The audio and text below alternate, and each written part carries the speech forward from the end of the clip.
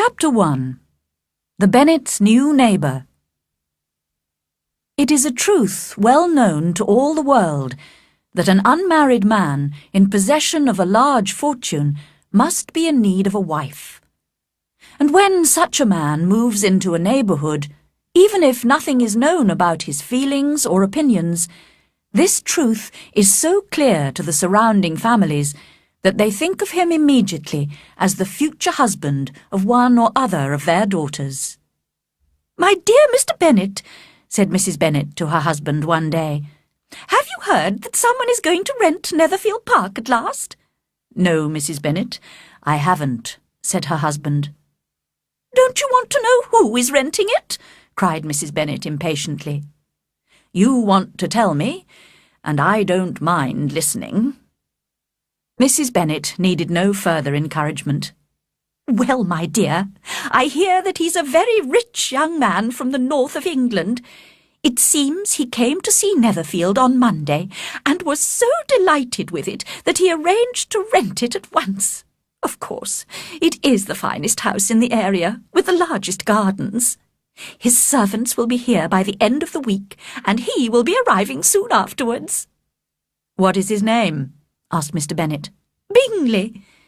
"Is he married or single?" "Oh, single, my dear, of course. A single man of large fortune. He has an income of £4,000 or £5,000 a year. How wonderful for our girls!" "Why? How can it affect them?" Mr. Bennet asked. "My dear Mr. Bennet," she replied, "how can you be so annoying? You must realise I'm thinking of his marrying one of our daughters." "Is that his purpose in coming to the area?" "His purpose? No, of course not. But it's very likely that he'll fall in love with one of them. And I want him to see the girls as soon as possible, before our other neighbours introduce themselves. So you must visit him as soon as he arrives." "I really don't see why I should," said Mr. Bennet. "You and the girls can visit him.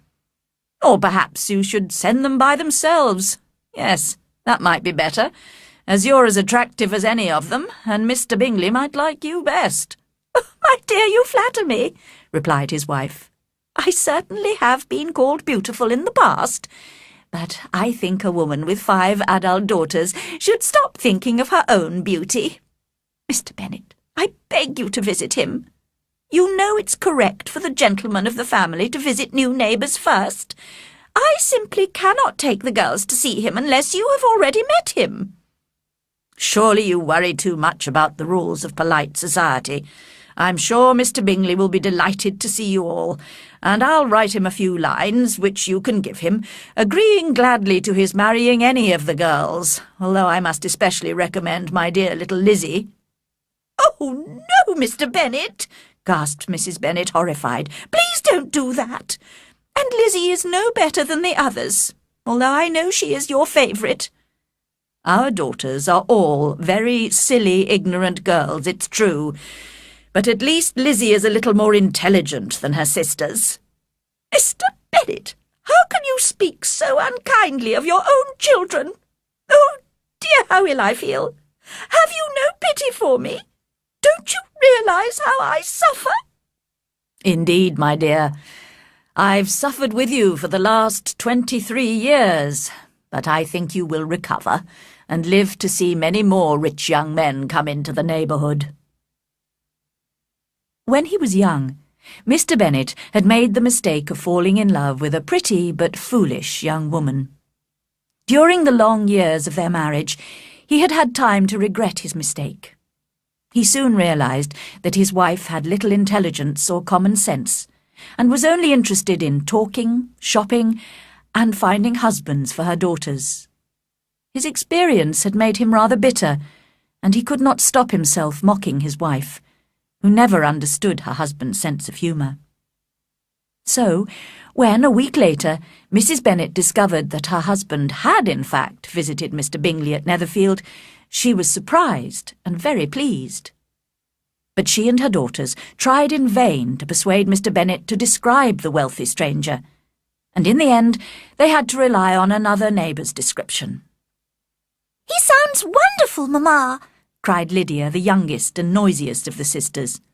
"Charlotte Lucas's father has been to see him and says he's quite young, very handsome and extremely charming. And even better, he loves dancing. Everybody knows that means he's very likely to fall in love."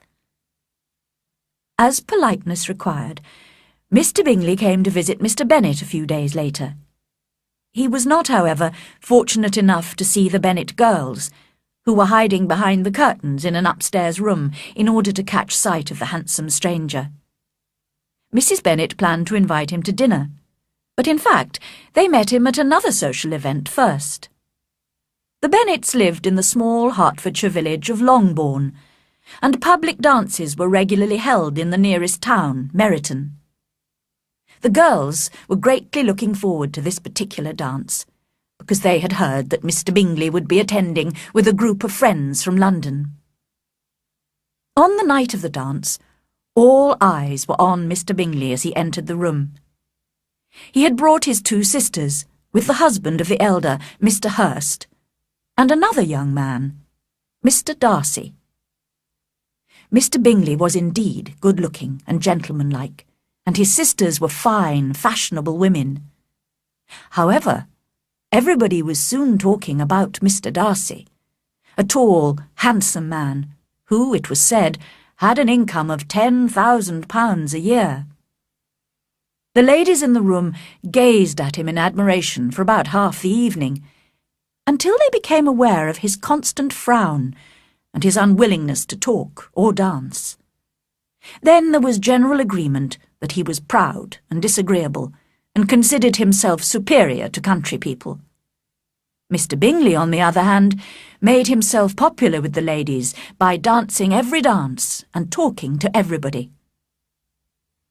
As there were not as many gentlemen as ladies, Elizabeth Bennet did not have a partner for one of the dances, and was sitting watching the dancing. Mr. Darcy was standing near her, and when Mr. Bingley came up to speak to his friend, Elizabeth could not avoid hearing their conversation. "Come, Darcy," said Bingley, "I hate to see you looking so cross. Why don't you dance with one of these lovely girls?" "Certainly not," replied Darcy. "You know how I hate dancing with a partner I don't know. I would particularly dislike it at a village dance like this. Apart from your sisters, there isn't a woman in the room I would even consider dancing with. You were dancing with the only attractive girl here." He was looking at Mrs. Bennet's eldest daughter, Jane, who was waiting for Bingley to join her for the next dance. "Oh, yes, she's the most beautiful creature I've ever seen. But just behind you is one of her sisters. She's very pretty, and I'm sure she's very pleasant. My partner could introduce you." "Who do you mean?" And Darcy turned to look at Elizabeth for a moment. "No," he said coldly. "She's not attractive enough to tempt me. Go back to your partner, Bingley." This conversation did not endear Mr. Darcy to Elizabeth, but she told the story very cheerfully and amusingly to her friends. The evening passed very happily for everybody else, and Mrs. Bennet was delighted with the effect her eldest daughter had had on Mr. Bingley. "He danced with Jane twice," she told her husband later. "He danced with all the others only once. And he really is so handsome. But his friend, Mr. Darcy, was so rude to poor Elizabeth. Luckily she doesn't care. She wouldn't want to please him. Such a horrible, proud man. I simply hate him." When Jane and Elizabeth were alone, they discussed their dancing partners. "I was really very flattered when Mr. Bingley asked me to dance a second time," said Jane, blushing. "I didn't expect it at all." "Didn't you?" said Elizabeth. "I did. Dear Jane, you were 5 times prettier than any other woman in the room, but you're too modest ever to expect admiration." "I have to admit that I liked Mr. Bingley," continued Jane in her gentle voice. "He's so good-mannered and agreeable." "He's also handsome," added her sister, "which makes his character quite perfect. But what did you think of his sisters?"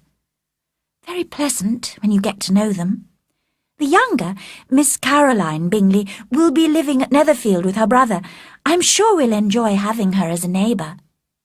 Elizabeth listened in silence, She was not convinced. Jane is so kind, she thought, always ready to see the good side of people's characters. I considered Mr. Bingley's sisters too proud, almost rude, in fact. I'm sure they feel superior to most other people, like Mr. Darcy. But she did not say any more. After the dance, the Bennet and Bingley families began to visit each other every few days. It became evident that Mr. Bingley admired Jane very much, and Elizabeth knew that her sister was close to falling in love with him. She was discussing this with her good friend Charlotte Lucas one day.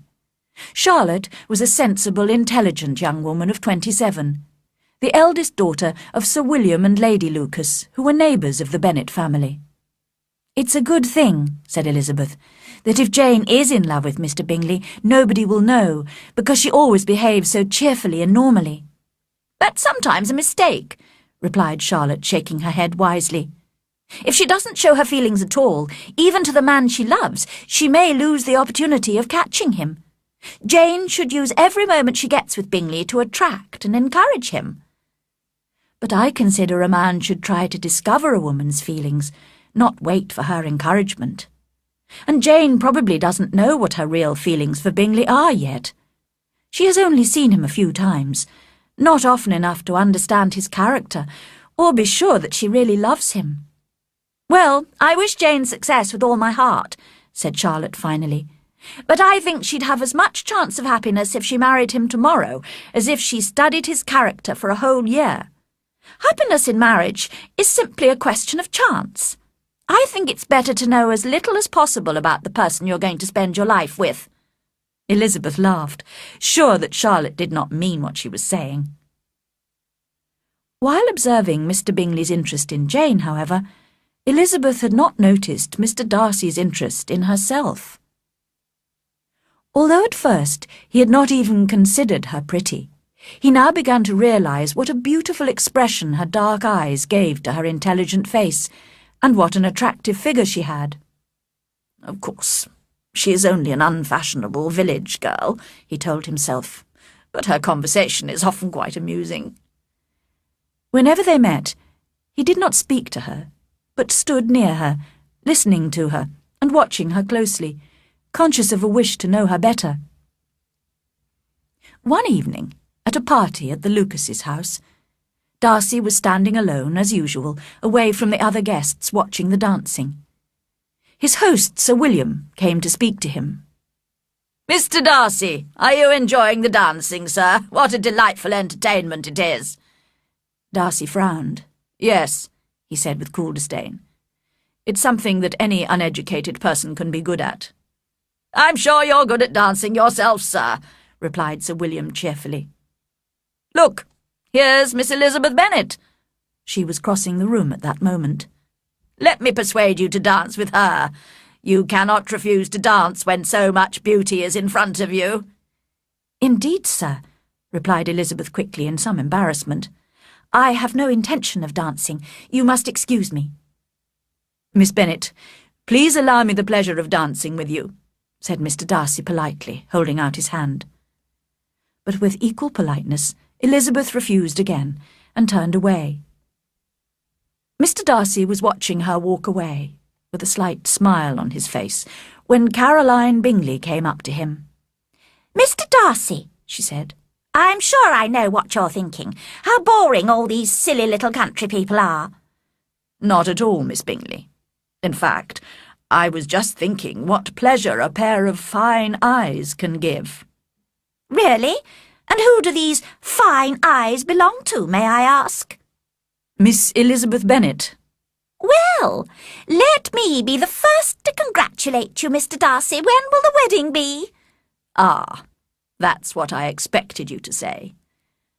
A lady's imagination jumps from admiration to love to marriage in a moment." "Well, of course, when you're married, you will often have her charming mother and sisters to stay. How delightful for you!" And Miss Bingley, seeing that Darcy remained calm, continued to mock the Bennet family as amusingly as she could. Chapter 2. Jane's Illness,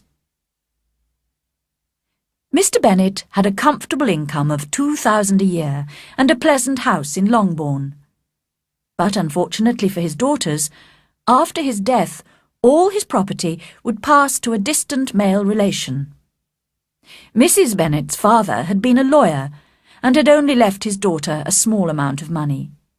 She had a brother who owned shops in London, and she also had a sister married to a Mr. Phillips. He had been her father's clerk and now carried on his late employer's business. Mr. and Mrs. Phillips lived in Meryton, which was only a kilometre or so from the village of Longbourn. It was a most convenient distance for the Bennet girls, who were usually tempted there 3 or 4 times a week to visit their aunt or a dressmaker who lived opposite. The youngest daughters, Kitty and Lydia, were particularly regular visitors. Their minds were more vacant than their sisters', and if no better entertainment was available, a walk to Meryton always provided some amusement, as well as interesting local news from their aunt. The latest news, which delighted Kitty and Lydia, was that the regiment, which had recently arrived in Meryton, was to stay there for the whole winter. The 2 girls now visited their aunt every day, and as Mr. Phillips knew all the officers, Kitty and Lydia were soon introduced to them. At home, they could talk of nothing but officers and their handsome uniforms. Even Mr. Bingley's fortune now seemed hardly worth considering. After listening to their praise of the officers one morning, Mr. Bennet said coolly, "From what I can see, you must be 2 of the silliest girls in the country. I've suspected it for some time, but now I'm convinced." Kitty was embarrassed and did not reply, but Lydia, the youngest, continued to express her admiration for a certain Captain Carter with perfect indifference. "I am very surprised, my dear," said Mrs. Bennet, "that you should be so ready to think your own children silly. As it happens, they are all very clever." "That is the only point, I think, on which we do not agree. I am afraid I must say that I consider our 2 youngest daughters unusually foolish." "My dear Mr. Bennet, you mustn't expect such young girls to have the common sense of their father or mother. I remember when I used to like a red coat myself, and indeed I still do. If a good-looking officer with 5,000 or 6,000 a year wanted to marry one of my girls, I wouldn't turn him down. And I thought Colonel Forster looked very handsome last night at Sir William's in his regimental uniform." Just then, a servant entered with a note for Jane, which had come from Netherfield. Mrs. Bennet's eyes shone with pleasure, and she called out eagerly while her daughter was reading it, "Well, Jane, who is it from? What does he say? Tell us quickly, my love." "It's from Miss Bingley," said Jane. "She invites me to dinner at Netherfield, as she and her sister are alone. It seems her brother and the gentleman are having dinner with the officers in Meryton." "With the officers?" cried Lydia. "I wonder why Aunt Phillips didn't tell us that." "Having dinner in Meryton?" repeated Mrs. Bennet, shaking her head. "That's very unlucky." "May I take the carriage?" asked Jane. "No, my dear. You'd better ride over there, because it looks likely to rain, and then you'll have to stay the night." "That would be a good plan," said Elizabeth to her mother, "if you were sure they wouldn't offer to send her home in their carriage." "Oh, but they can't. The gentleman must have taken Mr. Bingley's carriage to go to Meryton." "I'd much rather go in the carriage," Jane said. "But, my dear, your father can't spare the horses, I'm sure. They're needed on the farm, aren't they, Mr. Bennet?" Mr. Bennet finally agreed that they were, in fact, being used that day in the fields. So Jane set out on her horse, while her mother called cheerfully after her, "I do hope it'll rain heavily, my love." And Jane had not been gone for long before it rained hard. Elizabeth was a little worried about her sister, but Mrs. Bennet was delighted. "What a good idea of mine that was," she said more than once, extremely pleased with herself. Not until the next morning, however, did she realise the full extent of her success. After breakfast, a servant from Netherfield arrived with a note from Jane to Elizabeth. explaining that Jane had caught cold on her wet ride and had been invited to stay at Netherfield until she recovered. "Well, my dear," said Mr. Bennet, "if your daughter should become seriously ill and die, it would be a comfort to know that she died in a good cause and in obedience to your orders." "Oh, I'm not afraid of her dying. People don't die of colds. She'll be looked after well at Netherfield. As long as she stays there, everything will be all right." But Elizabeth felt really anxious and was determined to go to her sister. As the carriage was not available and she was not keen on riding, she decided to walk the 5 kilometres to Netherfield. Kitty and Lydia accompanied her as far as Meryton, where they went to visit one of the officers' wives. Elizabeth continued alone, crossing field after field and jumping impatiently over streams in her anxiety to see her sister. When she arrived at Netherfield, with tired feet, muddy stockings, and a face healthily pink with exercise, she was shown straight into the sitting-room. The 2 sisters, Miss Bingley and Mrs. Hurst, could hardly believe that she had come so far alone and on foot in such bad weather, but they received her politely. Their brother, however, was more than polite. He was kind and considerate towards her. Mr. Darcy said very little, hesitating between admiration of her healthy good looks and doubt whether she should have come such a distance alone. Mr. Hurst said nothing at all, as he was thinking only of his breakfast. Elizabeth was glad to be taken almost immediately to her sister's room, where she found Jane delighted to see her, but very feverish and unwell. The doctor came, and after examining his patient, advised that she should stay in bed and take some medicine. Elizabeth stayed with her all day, looking after her, and the Bingley sisters also spent some time in the patient's room. However, in the afternoon, when it was time for Elizabeth to leave, Jane seemed so upset that Miss Bingley was obliged to invite Elizabeth to stay at Netherfield for the present, and a servant was sent to Longbourn to inform the Bennet family and bring back some clothes. That evening, Elizabeth went down to dinner, leaving Jane in bed in her room. She noticed the Bingley sisters' apparent concern for Jane changed to indifference in a few moments, and knew she had been right to dislike them at first sight. Mr. Bingley, indeed, was the only one of the group whose behaviour she was satisfied with.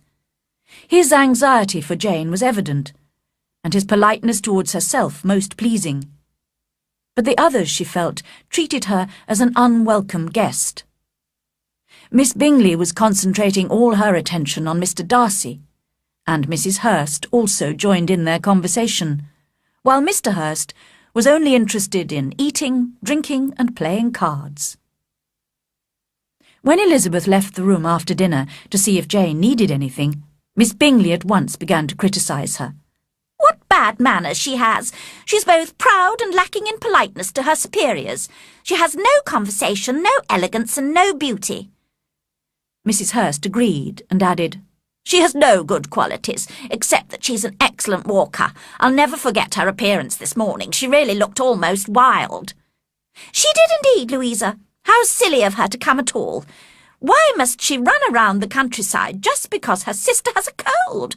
Her hair looked so untidy, and her dress simply covered in mud."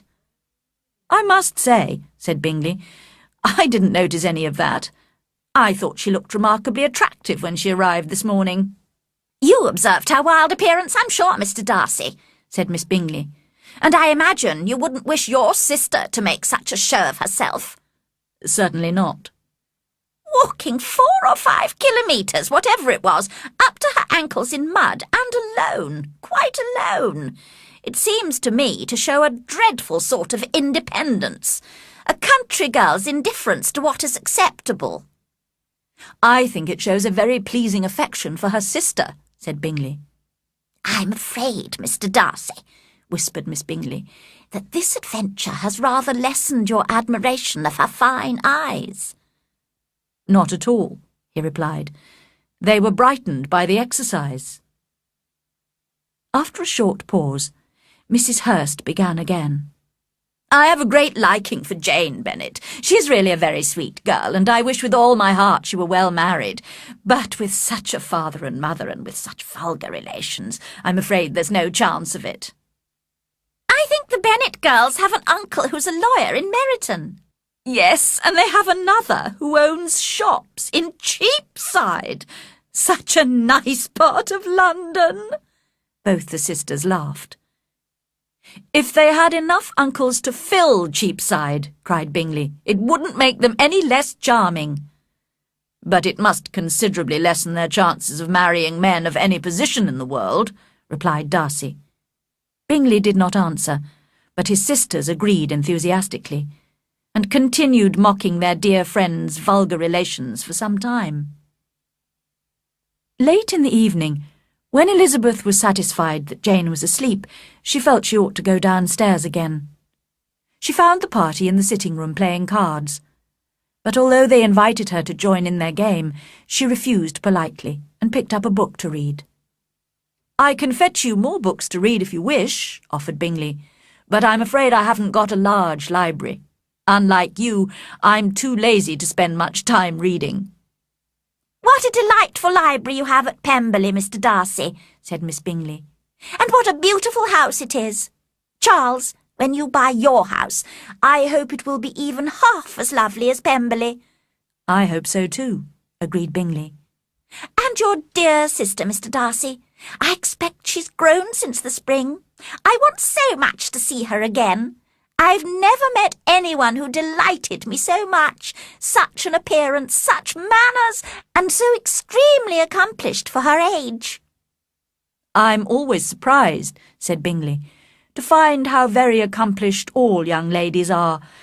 How do they have the time and patience to learn all these skills?" "Certainly people use the word accomplished too loosely," said Darcy.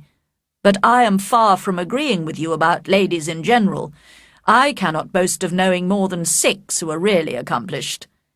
"Then," said Elizabeth, "your idea of an accomplished woman must include a great many qualities." "Yes, a great many." "Oh, certainly," cried his faithful assistant, Miss Bingley. "An accomplished woman must have a thorough knowledge of music, singing, drawing, dancing, and modern languages. And besides this, a certain something in her manner of walking, in her voice, and in her behaviour." "All this she must possess," added Darcy, "and something more solid, the improvement of her mind by wide reading."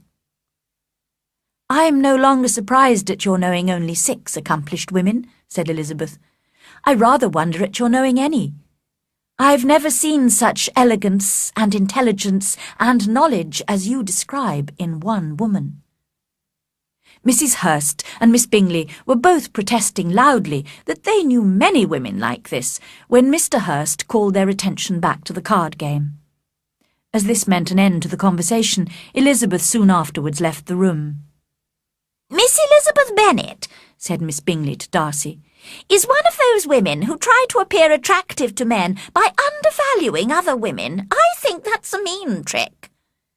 "It is true," said Darcy, "that there is meanness in all the tricks used by ladies to attract men." Miss Bingley was not satisfied enough with this answer to continue the conversation. The next morning, Elizabeth was glad to be able to inform Mr. Bingley and his sisters that Jane was very much better. In spite of this improvement, however, she asked for her mother to be sent for, as she wanted Mrs. Bennet's opinion of Jane's state of health. Soon after breakfast, therefore, Mrs. Bennet, accompanied by her 2 youngest daughters, reached Netherfield. Elizabeth, although relieved to hear that her mother did not think Jane's illness serious, began to regret asking her to come when she saw the Bingley sisters smiling at Mrs. Bennet's remarks. Elizabeth blushed for her mother, who could not help showing her lack of intelligence and common sense in everything she said. Kitty and Lydia made an equally bad impression. They had been whispering together when suddenly Lydia, who was an attractive, confident, well-grown girl of 15, pushed herself rudely forward. She begged Mr. Bingley to hold a ball at Netherfield. With his usual politeness, Mr. Bingley promised he would, but Elizabeth saw his sisters exchanging meaningful glances. She was quite glad when her mother and sisters left. She and Jane were to stay another night at Netherfield to allow Jane to recover completely. That evening, Elizabeth appeared again in the sitting-room. She could not avoid noticing how frequently Mr. Darcy's eyes were fixed on her. But as she felt sure that so great a man could not possibly admire her, she assumed that when he looked at her, he was criticising her in some way. This thought did not cause her any pain, as she liked him too little to care for his approval. In the conversation she had with him, she spoke in her usual slightly mocking manner, rather expecting to offend him, but was surprised by the quiet politeness of his replies. Darcy had never before been so charmed by any woman. He really believed that if she did not have such vulgar relations, he might be in danger of falling in love with her. Miss Bingley saw or suspected enough to be jealous, and her great anxiety for the recovery of her dear friend Jane was increased by her wish to get rid of Elizabeth. Fortunately, perhaps, for almost everyone at Netherfield, Elizabeth and her sister, who was now quite recovered, were returning home the next day. Only Mr. Bingley showed real sorrow at this, and was concerned that Jane might not be fit enough to travel. Mr. Darcy was quite relieved, and determined that no sign of admiration for Elizabeth should escape him now. Miss Bingley's politeness to Elizabeth, as well as her affection for Jane, increased rapidly as the moment of departure approached, and she was able to say good-bye to them with many warm expressions of friendliness and a promise to visit them very soon. Mr. Bennet was glad to welcome his eldest daughters home again, as he had felt their absence from the family circle. But Mrs. Bennet, who had hoped they would stay much longer, was quite disappointed to see them come back in such a short time. Chapter 3. Mr. Collins visits Longbourn. "I hope, my dear," said Mr. Bennet to his wife at breakfast the next morning, "that you have told the cook to send up a good dinner today, as I am expecting a visitor." "Who is it, my dear? I know of nobody who is coming, unless Charlotte Lucas happens to call in, and I hope my dinners are good enough for her." "The person I'm talking about is a gentleman and a stranger." Mrs. Bennet's eyes shone with excitement. "It's Mr. Bingley, I'm sure. Why, Jane, you never mentioned it. Well, I'll be extremely glad to see him. Lydia, my love, ring the bell. I must speak to the cook at once." "It is not Mr. Bingley," said her husband. "It's a person whom I have never seen before." This caused general astonishment, and he had the pleasure of being eagerly questioned by his wife and 5 daughters all at the same time. Having amused himself for some time with their curiosity, he finally explained.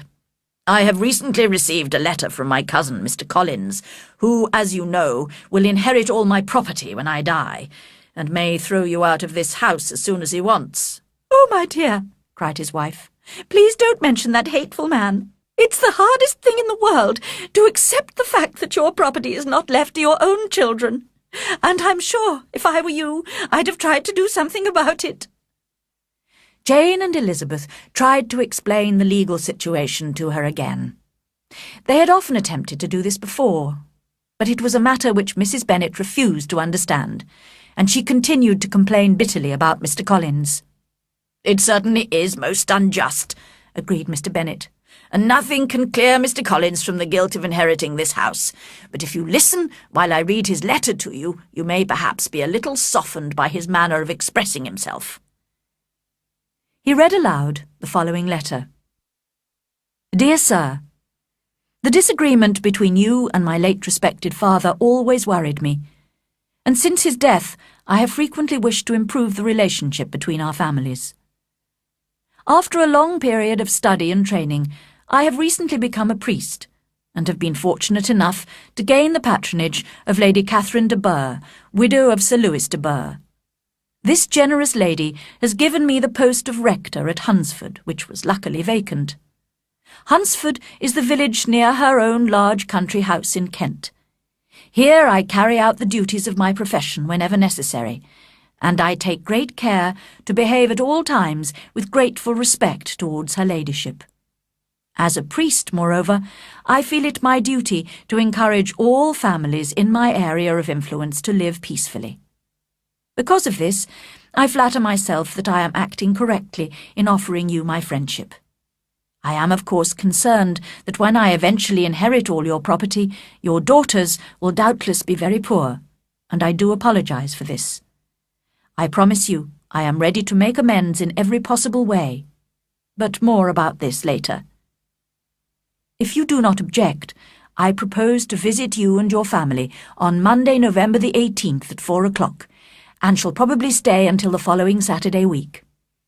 This will cause me no inconvenience at all, as Lady Catherine is far from objecting to my occasional absence from my duties. I remain, dear sir, with respectful good wishes to your lady and your daughters, your friend, William Collins. So, we can expect this peacemaking gentleman at 4 o'clock today, said Mr. Bennet as he folded up the letter. He appears to be a most polite and serious young man. How considerate of Lady Catherine to allow him to visit us. Well, if he is ready to make amends to the girls in some way, I shall certainly not discourage him, said Mrs. Bennet. Although it's difficult, said Jane, to guess how he intends to do that. It's good of him to want to help us. I think he's peculiar, said Elizabeth. He sounds too pleased with himself, and he speaks so politely of Lady Catherine. And why does he apologise for inheriting father's property in future? We know it's not his fault. Can he be a sensible man, sir? She added, turning to Mr. Bennet. No, my dear, I think not. I have great hopes of finding him quite the opposite. There is a mixture of servility and self-importance in his letter which promises to be entertaining. I am impatient to see him. Mary, the middle daughter, who spent most of her time reading and who seldom joined in family conversation, now remarked that in her opinion his letter was well expressed. But Kitty and Lydia did not show any interest in the letter or its writer. As it was highly unlikely that their cousin would arrive in a regimental uniform, they could not imagine having any pleasure in meeting him. Their mother, however, had changed her attitude towards Mr. Collins after his letter, and was now preparing to meet him with such calmness that it astonished her husband and daughters. Mr. Collins arrived punctually, and was received with great politeness by the whole family. Mr. Bennet indeed said little, but the ladies were ready enough to talk, and Mr. Collins did not seem in need of encouragement. He was a tall, heavy-looking young man of 25. His expression was serious, and his manners very formal. Soon after his arrival, he said to Mrs. Bennet, Madam, I must compliment you on having such a fine family of daughters. I had heard much of their beauty, but I find them even more beautiful than reports have stated. I do not doubt you will see them all well married quite soon. Mrs. Bennet never quarrelled with compliments, and she answered, You are very kind, sir, and indeed I do hope so, because otherwise they'll have nothing at all to live on. You refer, perhaps, to my inheriting the Bennet property. Ah, yes, sir, I do. You must confess it is a sad business for my poor girls. I am very aware, madam, of the hardship to your lovely daughters, and could say more about this, but I am cautious of saying too much too soon. But I would like to say that I have come prepared to admire the young ladies, and perhaps when we know each other better— The bell rang for dinner, and the family moved into the dining-room with their guest. The girls smiled secretly at each other as Mr. Collins praised the hall, the dining-room, and all the furniture. Mrs. Bennet would normally have been delighted with such praise, but she could not help thinking that he was perhaps admiring it all as his future property. The dinner, too, he considered excellent, and he asked which of his charming cousins was responsible for it. But Mrs. Bennet explained quite sharply to him that they were very well able to afford a good cook, and that her daughters had nothing to do in the kitchen. He begged her pardon immediately for offending her, and continued to apologise for about a quarter of an hour. Mr. Bennet had hardly spoken up to now, but he thought it was time to enter the conversation. You seem very fortunate in your patron, Mr. Collins, he said. He could not have chosen a better opening remark. Mr. Collins spoke enthusiastically for several minutes in praise of Lady Catherine. Never in my life have I witnessed such considerate behaviour in a person of high birth. Although she is such a great lady, she has never treated me with disdain. She talks to me almost as an equal and gives me advice. For example, she has recommended me to marry as soon as possible. And do you know, she has asked me to dinner twice at her house. Some people consider her proud, but she has only ever been kind to me. She even took the trouble to visit my small house, and was thoughtful enough to suggest one or two improvements, some shelves upstairs. "That is very correct and polite, I'm sure," said Mrs. Bennet. "Does she live near you, sir?" "Only a small country road separates my poor house from Rosings Park, her ladyship's home." "I think you said she is a widow. Has she any family?" "She has only one daughter, who will inherit Rosings and all Lady Catherine's property. A most charming young lady, unfortunately in weak health. I often pay her some little compliment on her appearance or her accomplishments when I visit Rosings. Lady Catherine appreciates these compliments to her daughter, and I see it as my duty to please her ladyship." "I am sure you're right," said Mr. Bennet. "No doubt you are expert at flattering with delicacy. May I ask how you think of these pleasing compliments?" "Some of them come to me at the time, but in my spare moments I do occasionally prepare a few words which may be suitable for different occasions." Mr. Bennet listened to his cousin with the greatest enjoyment. Mr. Collins was as foolish as he had hoped. But by tea-time Mr. Bennet had had enough, and after tea asked his guest to read aloud to the ladies. However, when a novel was handed to Mr. Collins, he looked shocked, and protested that he never read novels. He chose a religious book instead, and started reading in a slow, serious voice. Lydia could not hide her boredom for long, and after only 3 pages she interrupted him rudely to ask her mother a question about one of the officers in Meryton. Mr. Collins was offended, and refused to read any more, although Mrs. Bennet and her other daughters apologised for Lydia's lack of manners. Mr. Collins was not a sensible man, and neither education nor society had improved him. The respect he felt for his patron, and his very good opinion of himself and his new position, made him proud and servile at the same time. Now that he had a home and a considerable income, he had decided to marry. The Bennet girls, who would lose their inheritance because of him, had a reputation for being attractive and charming, and his idea of making amends to them was to marry one of them.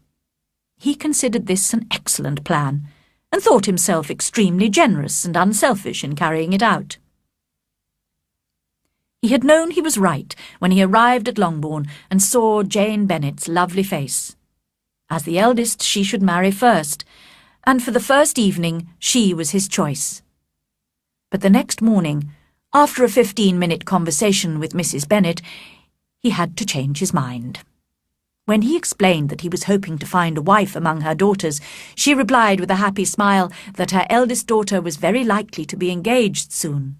"But there are my other daughters, Mr. Collins," she continued encouragingly. Mr. Collins had only to change from Jane to Elizabeth, and it was soon done while Mrs. Bennet was pouring the tea. Next to Jane in birth and beauty, Elizabeth was the obvious choice. Mrs. Bennet was delighted, hoping that she might soon have 2 daughters married. The man whom she had so disliked the day before was now a favourite with her. Chapter 4. Elizabeth meets Mr. Wickham. When later that morning Lydia suggested walking to Meryton to see some of the officers, all her sisters except Mary agreed to accompany her. Even Mr. Collins went with them, encouraged by Mr. Bennet, who was by now most anxious to have some time to himself. During their walk, the girls listened politely to Mr. Collins' self-important speeches. But as soon as they entered Meryton, the younger ones no longer even pretended to be interested in his conversation, but looked eagerly around in search of the officers. Just then, all the young ladies noticed a very gentlemanlike young man whom they'd never seen before, walking down the street with an officer they knew. They were all wondering who the handsome stranger could be, when the officer came up to them to greet them. He asked permission to introduce his friend, whose name was Mr. Wickham, and who had apparently arrived recently from London to become an officer in the regiment. This was exactly as it should be, because the young man only needed an officer's uniform to become completely charming. He was very good-looking, with a very pleasant, sociable manner, and after the introductions, conversation flowed most enjoyably in the little group. They were still standing and talking happily together when they heard the sound of horses and saw Darcy and Bingley riding down the street. The two gentlemen came straight towards the ladies to greet them. Bingley was clearly most interested in Jane Bennet, and started talking particularly to her. Darcy, however, was just determining not to look at Elizabeth, when he suddenly noticed the stranger. By chance, Elizabeth saw Darcy's and Wickham's faces at the moment when they caught sight of each other, and she was astonished at the effect of the meeting. Both changed colour, one white, the other red. After a few moments, Mr. Wickham touched his hat, and Mr. Darcy nodded very slightly. What could this mean? It was impossible to imagine, and it was impossible not to wish to know. In another moment, Mr. Bingley, who did not seem to have noticed what had happened, said good-bye and rode away with Mr. Darcy. The two officers accompanied the young ladies to Mrs. Phillips's house, but did not go in spite of Lydia's repeated invitations. Mrs. Phillips was always glad to see her nieces, and welcomed Mr. Collins most politely when he was introduced to her. She did not, however, have any more information for the girls about the agreeable Mr. Wickham. "But I tell you what, my dears," she said brightly, "I'm giving a little supper party for some of the officers tomorrow. I'll ask Mr. Phillips to visit Mr. Wickham and invite him to come too. Will you all come as well?" The girls were delighted, and agreed at once to this arrangement, and the whole group walked back to Longbourn, happily discussing the enjoyable evening they were going to have. Mr. Collins had been very impressed with Mrs. Phillips's politeness, and when they reached Longbourn, he complimented Mrs. Bennet on her sister's elegance and charming manners. The next evening, the carriage took him and his 5 cousins to Meryton, and the girls had the pleasure of hearing, as they entered the hall, that Mr. Wickham had accepted their uncle's invitation and was at that moment in the house. When Mr. Collins was shown into the sitting-room, and had time to look around and admire it, he said immediately to Mrs. Phillips, "Madam, I must compliment you on the size and furniture of this room. Really, I could almost imagine myself in the smaller summer breakfast-room at Rosings." This remark did not at first please his hostess very much, but when she heard from him what Rosings was, and who its owner was, and how much Lady Catherine's furniture cost, she realised what a great compliment it was. During the evening, Mr. Collins found Mrs. Phillips a kind and attentive listener, which was fortunate, as the Bennet girls could not bring themselves to listen to him any longer. All the ladies were impatient to see Mr. Wickham, and when he came into the room, he appeared far more charming and gentlemanly than any of the officers present. He was the lucky man towards whom almost every female eye turned, and Elizabeth was the lucky woman beside whom he finally took his seat. His pleasant way of making conversation made her feel that he could talk interestingly about anything. As he did not play cards, which some of the party were doing, he stayed talking to Elizabeth for a large part of the evening. She hoped he would tell her how he knew Mr. Darcy, but she dared not mention that gentleman. Luckily, however, Mr. Wickham himself began to talk about it, although in a rather hesitating manner. "Netherfield is quite near Meryton, I suppose. How long has Mr. Darcy been staying there?" "He has been there about a month," replied Elizabeth. Unwilling to let the matter drop, she added, "He is a man of very large property in Derbyshire, I understand." "Yes," replied Wickham. "His income is 10,000 a year at least. I know more about him than most people, as I've been closely connected with his family since childhood." Elizabeth could only look surprised. "You might well be surprised, Miss Bennet, at my saying that, after noticing, as you probably did, the very cold manner of our meeting yesterday. Do you know Mr. Darcy well?" "As well as I ever wished to," cried Elizabeth. "I've spent 4 days in the same house as him, and I consider him very disagreeable." I've known him too long and too well to judge fairly whether he's disagreeable or not, but I believe most people would be astonished by your opinion. He is not at all liked here in Hertfordshire. Everybody is disgusted with his pride. You won't find him praised by anyone. I can't pretend to be sorry that he is valued as he deserves, but with him I believe it doesn't often happen. The world is blinded by his fortune and importance, or frightened by his proud behaviour, and sees him only as he chooses to be seen. After a pause, Wickham added, I wonder if he's likely to stay at Netherfield much longer. I don't know at all, but I hope his presence won't stop you becoming an officer in the regiment here. Oh, no, I won't be driven away by Mr. Darcy. If he wishes to avoid seeing me, he must go. The reason I have for avoiding him is one I could easily make public to the whole world. He has treated me very badly. His late father, Miss Bennet, was one of the best men who ever lived, and the most faithful friend I ever had. And whenever I'm with this Mr. Darcy, I think of his father with the most painful regret. Mr. Darcy has behaved wickedly towards me, but I could forgive him anything except the insult to his father's memory. Elizabeth was fascinated and listened eagerly, but did not like to ask any questions. Mr. Wickham began to speak more generally about Meryton and the charming people he had met there. In fact, that's why I was tempted to join the regiment. I'd heard that Meryton society is most agreeable. Society, I confess, is necessary to me. I have been a disappointed man, you see. I did not intend to join the army at all. The church ought to have been my profession, and I should at this moment have a comfortable income as a Derbyshire rector, if the gentleman we were speaking of just now had wished it. Indeed? Yes.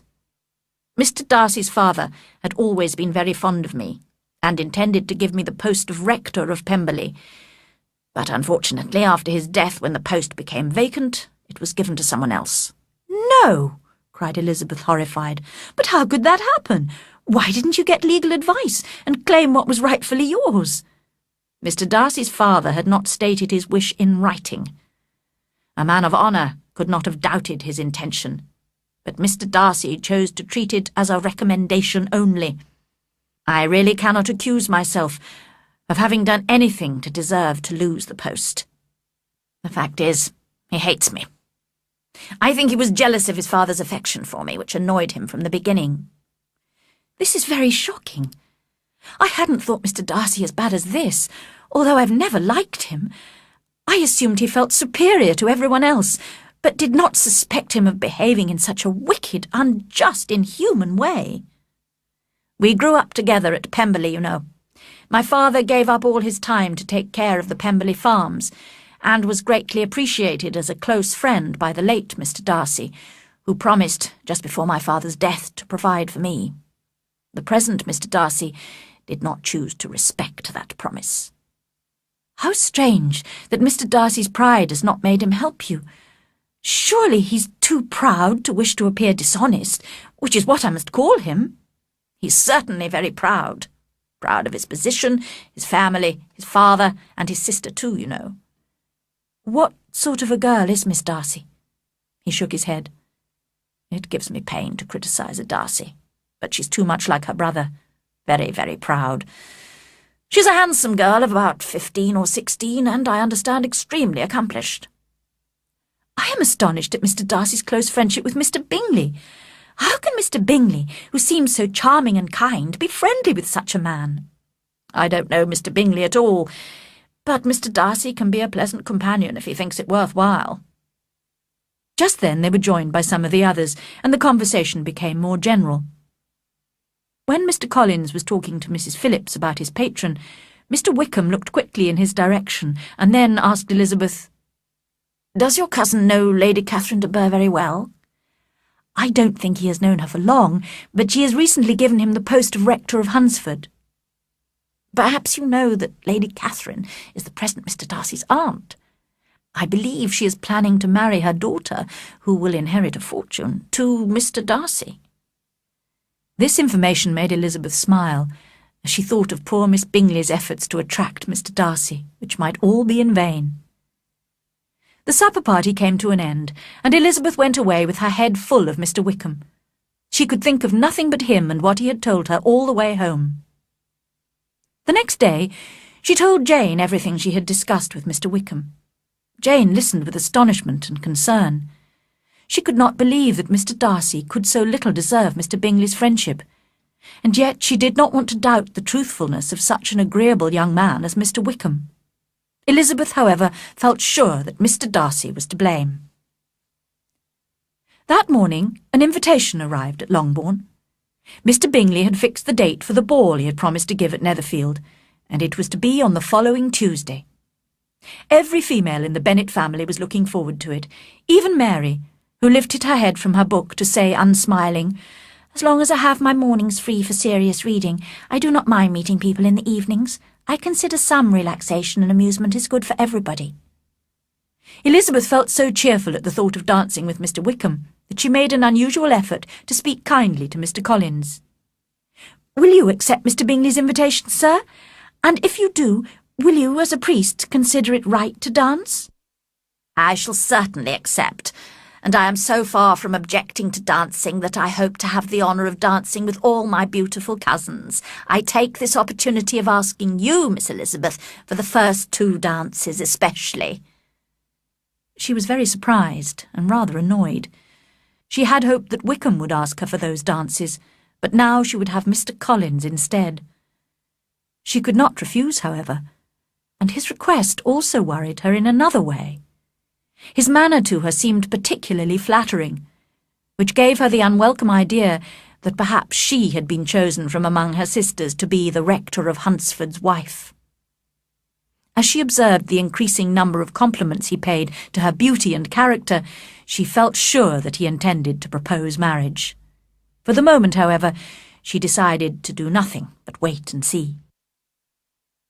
On Tuesday evening, when Elizabeth entered the hall at Netherfield and looked in vain for Mr. Wickham among the red coats gathered there, she was surprised and disappointed to see he was not present. She had never doubted he would come, and had dressed with more than her usual care, looking forward to winning his heart, which she knew was already partly hers. But she immediately suspected that Darcy had persuaded Bingley not to invite Wickham, and although she discovered from one of the officers that in fact Wickham had been invited, but had been called away on business, she felt sure Wickham had wanted to avoid meeting Darcy, and blamed Darcy for this. As a result, when Darcy greeted her, she was so annoyed with him that she could hardly reply politely. But she soon became more cheerful, and determined to enjoy the ball in spite of Wickham's absence. Unfortunately, the first 2 dances with Mr. Collins were painfully embarrassing, as her cousin had no idea how to dance and moved extremely awkwardly. She was relieved to leave him, and have the 3rd dance with an officer, who gave her great pleasure by talking about Wickham and his popularity in the regiment. After this, she was very surprised to be approached by Mr. Darcy and invited to dance. She was so astonished, in fact, that she accepted him without thinking, and found herself standing opposite him on the dance floor. "What an honour for me to be allowed to dance with Mr. Darcy," she thought. They danced for some time in silence, and then she made a remark. He replied, and was silent again. After a pause, she spoke again. "Now you must say something, Mr. Darcy. You could remark on the size of the room, or the number of couples." He smiled. "I'll say whatever you wish me to say." "Very well. That reply will do for the moment. Perhaps soon I'll observe that private balls are much pleasanter than public ones, but now we can be silent. Conversation needs to be arranged in this way so that those people who don't enjoy talking are not required to make any effort." "Are you referring to yourself, or are you thinking of me?" "Both," said Elizabeth, smiling, "because I think you and I are similar. We're both unsociable and unwilling to speak, unless we can astonish and impress the whole room." "I am sure you aren't like that," he answered. "I cannot say whether I am or not. You obviously think so." She said nothing. "Do you and your sisters often go to Meryton?" he continued. "We do," she replied, and unable to resist the temptation, she added, "When you met us there last week, we had just been introduced to someone." The effect was immediate. There was a new coldness in Darcy's expression. After a moment he said with difficulty, Mr. Wickham is so agreeable that he makes friends easily. Whether he can keep them is less certain." "He has been unlucky enough to lose your friendship," replied Elizabeth sharply, "and in a way which will cause him hardship all his life." Darcy did not reply to this, and there was only time for a little more conversation before the dance ended. Elizabeth went to find Jane, and listened with delight as she described her feelings for Bingley and her confidence in his affection for her. But apart from Jane, it seemed to Elizabeth that if her family had made an agreement to appear as stupid as possible during the ball, they could not have been more successful. First, Mr. Collins insisted on going to introduce himself to Mr. Darcy, the nephew of his respected patron, and was received very coldly. Then, during supper, Mrs. Bennet could not be prevented from talking very loudly to Lady Lucas about her great hopes of Jane's marriage to Bingley. Elizabeth blushed in embarrassment when she realised that the Bingley sisters and Mr. Darcy were able to hear. Finally, when some music was required, Mary Bennet went confidently to the piano and sang and played several songs, all rather badly. The rest of the evening brought Elizabeth little amusement. She could not even go and talk to people she knew, as Mr. Collins seemed determined to stay close by her side all evening. Fortunately, her good friend Charlotte Lucas occasionally gave her some relief by kindly listening to some of Mr. Collins' long speeches. At least Elizabeth did not have to talk to Mr. Darcy any more. He often stood near her, quite alone, but did not come close enough to speak. At the end of the evening, it was obvious to Elizabeth that although her family had greatly enjoyed the ball, the Bingley sisters were eager for these particular guests to leave. Mr. Collins, however, was enthusiastic in his praise of the Bingleys' hospitality, and Mrs. Bennet invited the whole Bingley family to visit Longbourn as soon as possible. She was feeling very satisfied, convinced that in 3 or 4 months Jane would be married to Bingley. She was also sure that Elizabeth would marry Mr. Collins.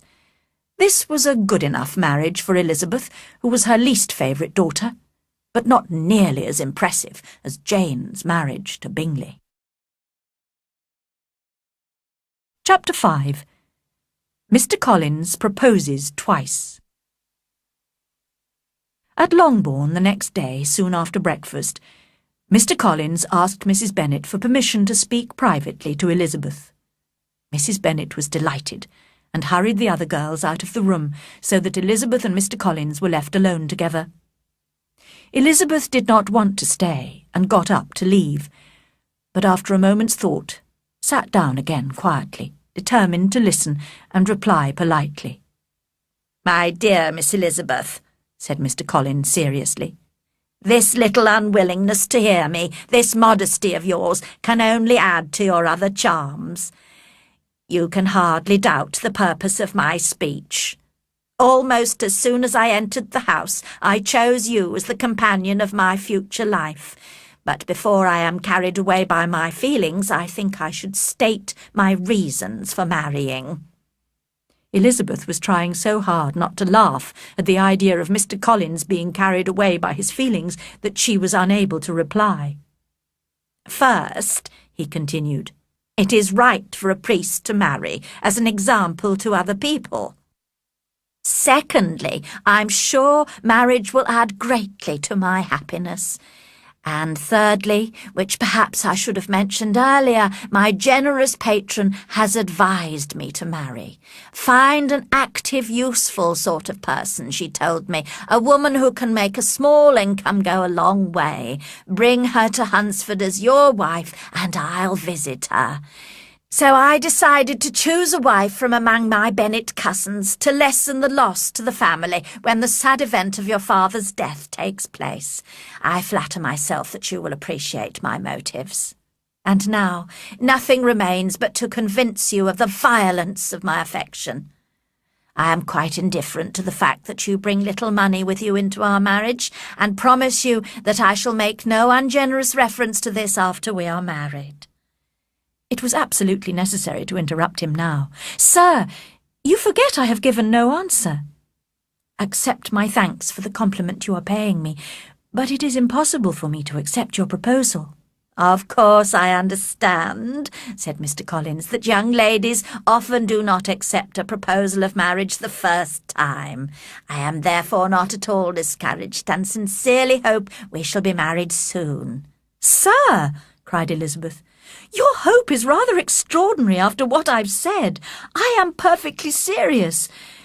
You could not make me happy, and I'm convinced I'm the last woman in the world who would make you happy. And I'm sure that if Lady Catherine knew me, she would find me poorly qualified for the situation." "If I knew Lady Catherine thought so," began Mr. Collins, looking very worried, "but I cannot imagine she would disapprove of you, and when I have the honour of seeing her again, I shall certainly tell her how modest, economical, and practical you are." "Indeed, Mr. Collins, all praise of me will be unnecessary. Pay me the compliment of believing what I say. I hope you will be very happy and very rich, but I cannot accept your proposal." She got up and was going to leave the room, but Mr. Collins was speaking to her again. "I am far from accusing you of cruelty in refusing me, as I know it is the custom with elegant ladies in society to refuse a gentleman the first time. I hope to receive a more favourable answer next time I speak to you of marriage." "Really, Mr. Collins," cried Elizabeth with some warmth, "you do puzzle me. I do not know how to express my refusal so that it convinces you." "You must allow me to flatter myself, dear cousin, that you do not intend to refuse me for long. My situation in life, my connections with the de Burgh family, and my relationship to your own all make my proposal a very suitable one. And you should remember that in spite of your many admirable qualities, it is not certain that you will receive any other offer of marriage, as you have very little money of your own." "Sir, thank you again for the honour you have done me, but to accept your proposal is absolutely impossible. Can I speak plainer than that? Don't think of me as an elegant female, but as a thinking creature speaking the truth from her heart." "You are charming," he cried, "and I'm sure that when both your excellent parents agree, you will accept my proposal." Elizabeth did not reply, but left the room silently, determined to ask her father, if necessary, to make her refusal clear to the self-deceiving Mr. Collins. Mrs. Bennet had been waiting eagerly for the end of the interview, and when she saw Elizabeth leave the room, she hurried in to offer her congratulations to Mr. Collins. He received them with pleasure, adding that he was sure his cousin's refusal was a natural result of her modesty and delicacy of character. "Refusal?" repeated Mrs. Bennet, shocked. "Lizzie refused you? Do not worry, Mr. Collins. I shall speak to her at once. She's a very obstinate, foolish girl, but I'll make her accept you." "Pardon me, madam," cried Mr. Collins, "but if she's really obstinate and foolish, I do not think she would be a suitable wife for a man in my situation." "Sir, you quite misunderstand me," said Mrs. Bennet, alarmed. "She's only obstinate in a matter like this. In everything else she is very agreeable. I'll see Mr. Bennet, and we'll arrange it with her, I'm sure." She did not give him time to reply, but hurried to the library, where she knew she would find her husband. "Oh, Mr. Bennet, we need you urgently. We're all in such confusion. You must come and make Lizzie marry Mr. Collins." Mr. Bennet raised his eyes from his book as she entered, and stared at her with calm unconcern. "I do not have the pleasure of understanding you," he said. "What are you talking about?" "Lizzie declares she won't have him, and if you don't hurry, he'll change his mind and not have her." "So what should I do? It seems a hopeless business." "Speak to her about it yourself. Tell her you insist on her marrying him." "Call her in here. She shall hear my opinion."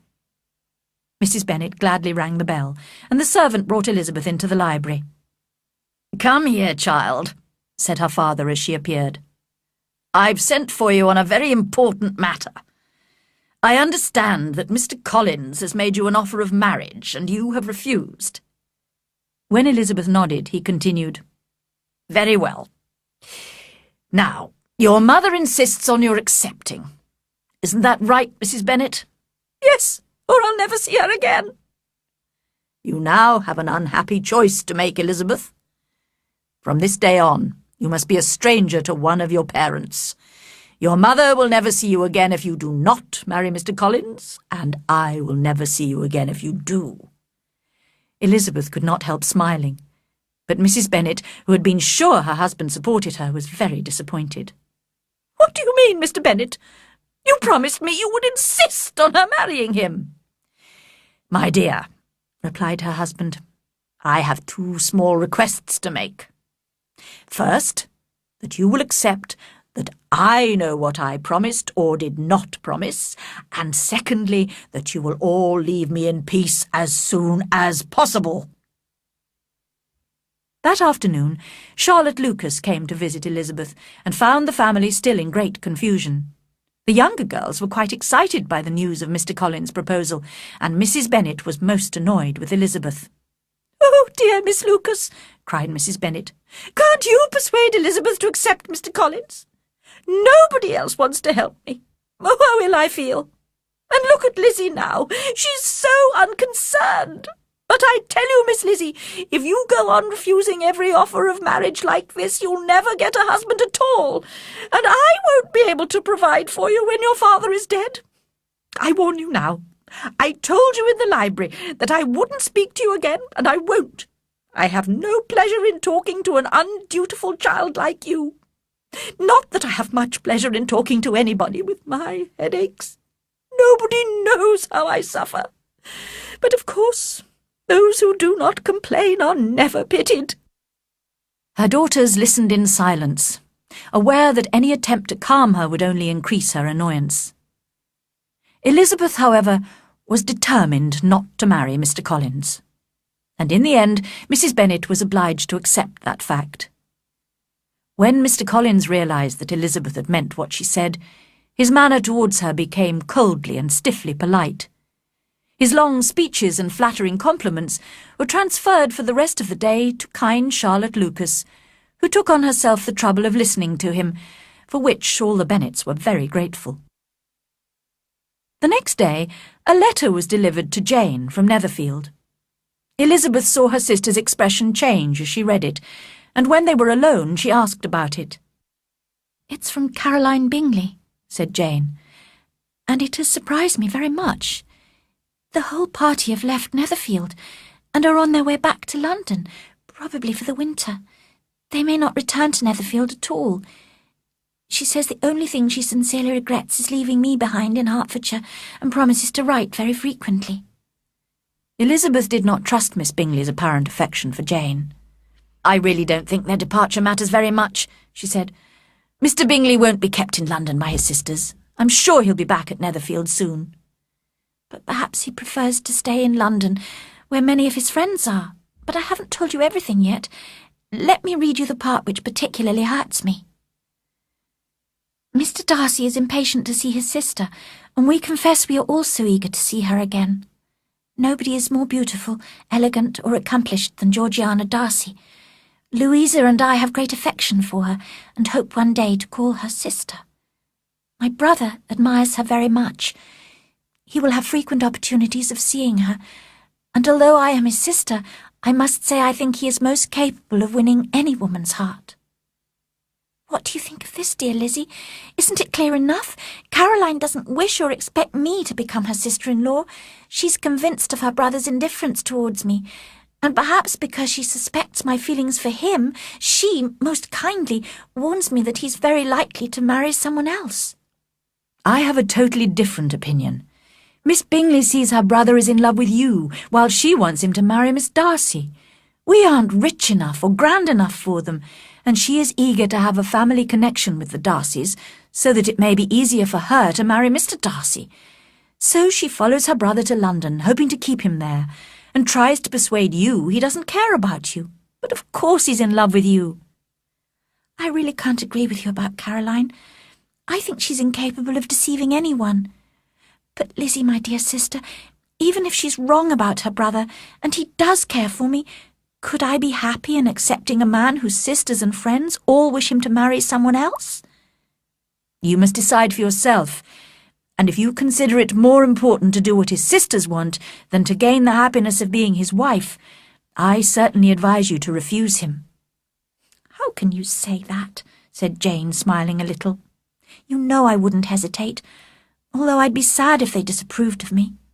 But oh dear, if he doesn't come back to Netherfield, I'll never have to make the decision."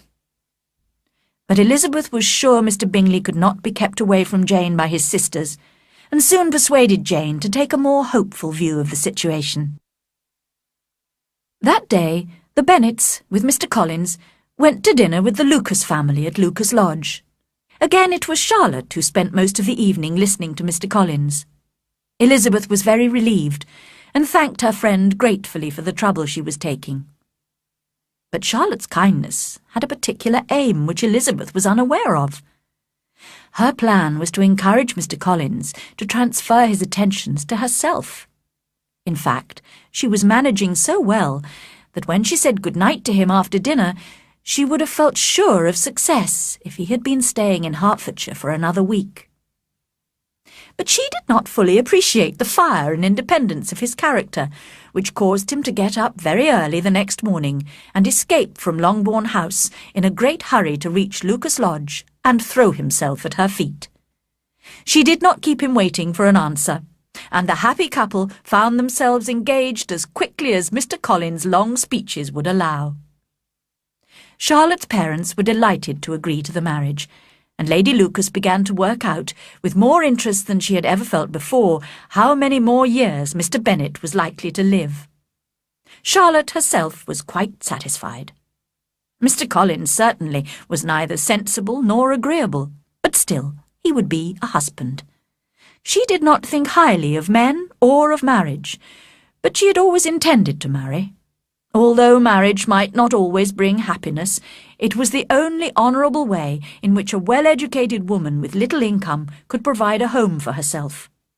Now 27 and lacking beauty, she felt she was lucky to have found a husband. She knew, however, that Elizabeth, whose friendship she greatly valued, would be astonished and possibly disapproving. So she decided to go to Longbourn House to tell her friend the news herself. Elizabeth was indeed shocked at first, and could not help crying out in surprise. But when Charlotte explained her reasons for accepting Mr. Collins, Elizabeth tried hard to understand. When the rest of the Bennet family heard the news, they were also astonished. Mrs. Bennet was quite horrified, and could not stop complaining bitterly about Charlotte's wickedness, Mr. Collins' stupidity, and Elizabeth's obstinacy. Mr. Bennet was much calmer, only saying he was pleased to discover that Charlotte, whom he used to consider quite sensible, was as foolish as his wife and more foolish than his daughter. That day was Mr. Collins' last at Longbourn, and he left with many speeches of thanks, as well as a promise to return very soon. Mr. Bennet warned him to be careful not to offend his patron by being absent from his duties too often.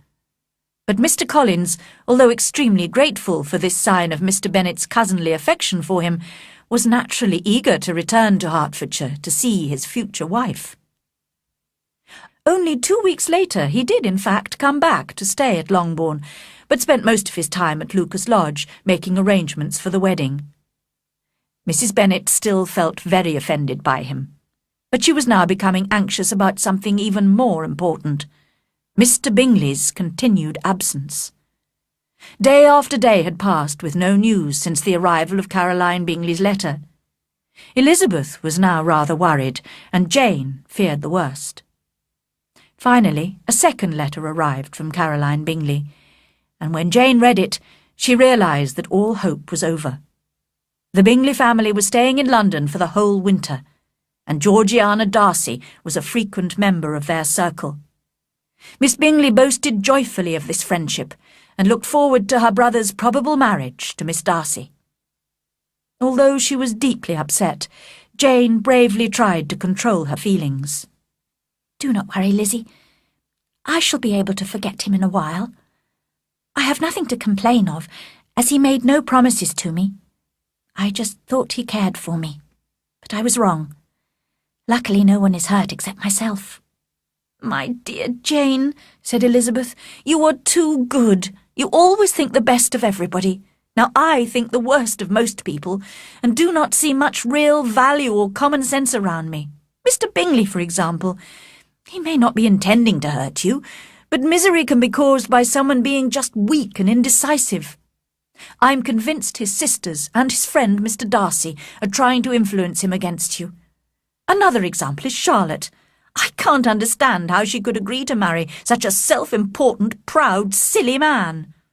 "Dear Lizzie," said Jane, "we must respect Charlotte's decision. She may well be happy with Mr. Collins. And as for Mr. Bingley, we shouldn't expect a sociable young man to be so careful of his behaviour. Women often imagine admiration means more than it really does. And men want that to happen." "I prefer to believe that I was mistaken in thinking he cared for me, and that his sisters love him and approve of his wish to marry Miss Darcy. I don't want to think badly of him or his sisters. That would be worse than anything." Elizabeth had to accept Jane's wishes, and from then on, Mr. Bingley's name was seldom mentioned between them. Chapter 6. Elizabeth visits Mr. and Mrs. Collins. The following Monday, Mrs. Bennet had the pleasure of receiving her brother and his wife, who came, as usual, to spend Christmas at Longbourn. Mr. Gardiner was a sensible, gentlemanlike man. The Netherfield ladies would have had difficulty in believing that a man who lived by buying and selling could be so well-mannered and agreeable. Mrs. Gardiner, who was several years younger than Mrs. Bennet and Mrs. Phillips, was a pleasant, intelligent, elegant woman, and a great favourite with her Longbourn nieces, especially the two eldest, who often stayed with her in London. When Mrs. Gardiner had given the present she had brought with her and described the newest fashions, she was obliged to listen to Mrs. Bennet's complaints. "I've suffered greatly since your last visit, sister," cried Mrs. Bennet. "Just imagine! 2 of my daughters were very close to marriage, and then nothing. I do not blame Jane, who would have got Mr. Bingley if she could. But Lizzie, oh, sister, it is hard to think she might have been Mrs. Collins by now if she hadn't been so obstinate.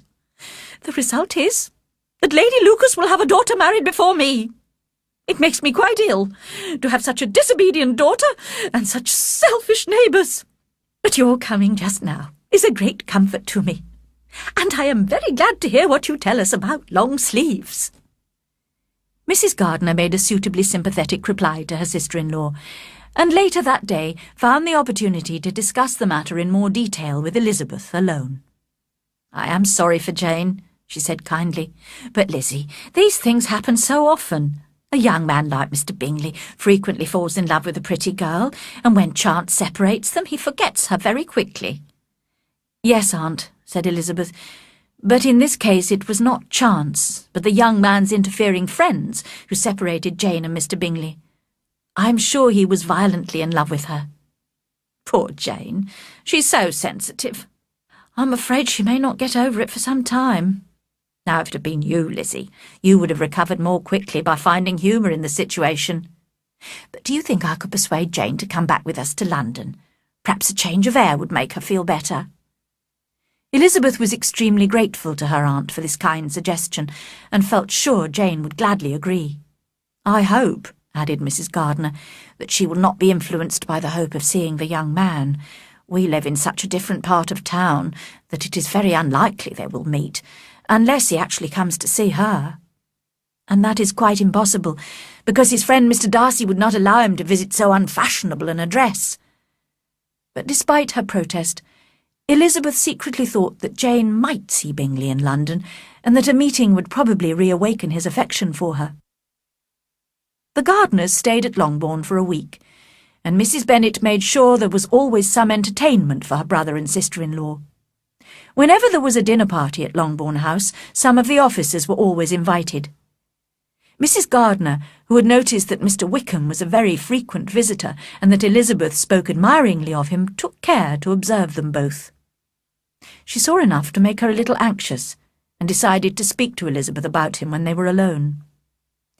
"Lizzie," she began, "I can see that you and Mr. Wickham like each other, but I must warn you not to get seriously involved with him. I admit he's a most interesting young man, but sadly he has no fortune. You're a sensible girl and must realise that you would disappoint your father by agreeing to marry a penniless young man. My dear aunt, do not worry. I'll take care of myself, and Mr. Wickham too. He won't be in love with me if I can prevent it. Elizabeth, be serious. I'm sorry, aunt. I'll try again. At present, I'm certainly not in love with him, but he is by far the most agreeable man I've ever met. And if he really loved me, but I would hate to disappoint my father or make any of you unhappy.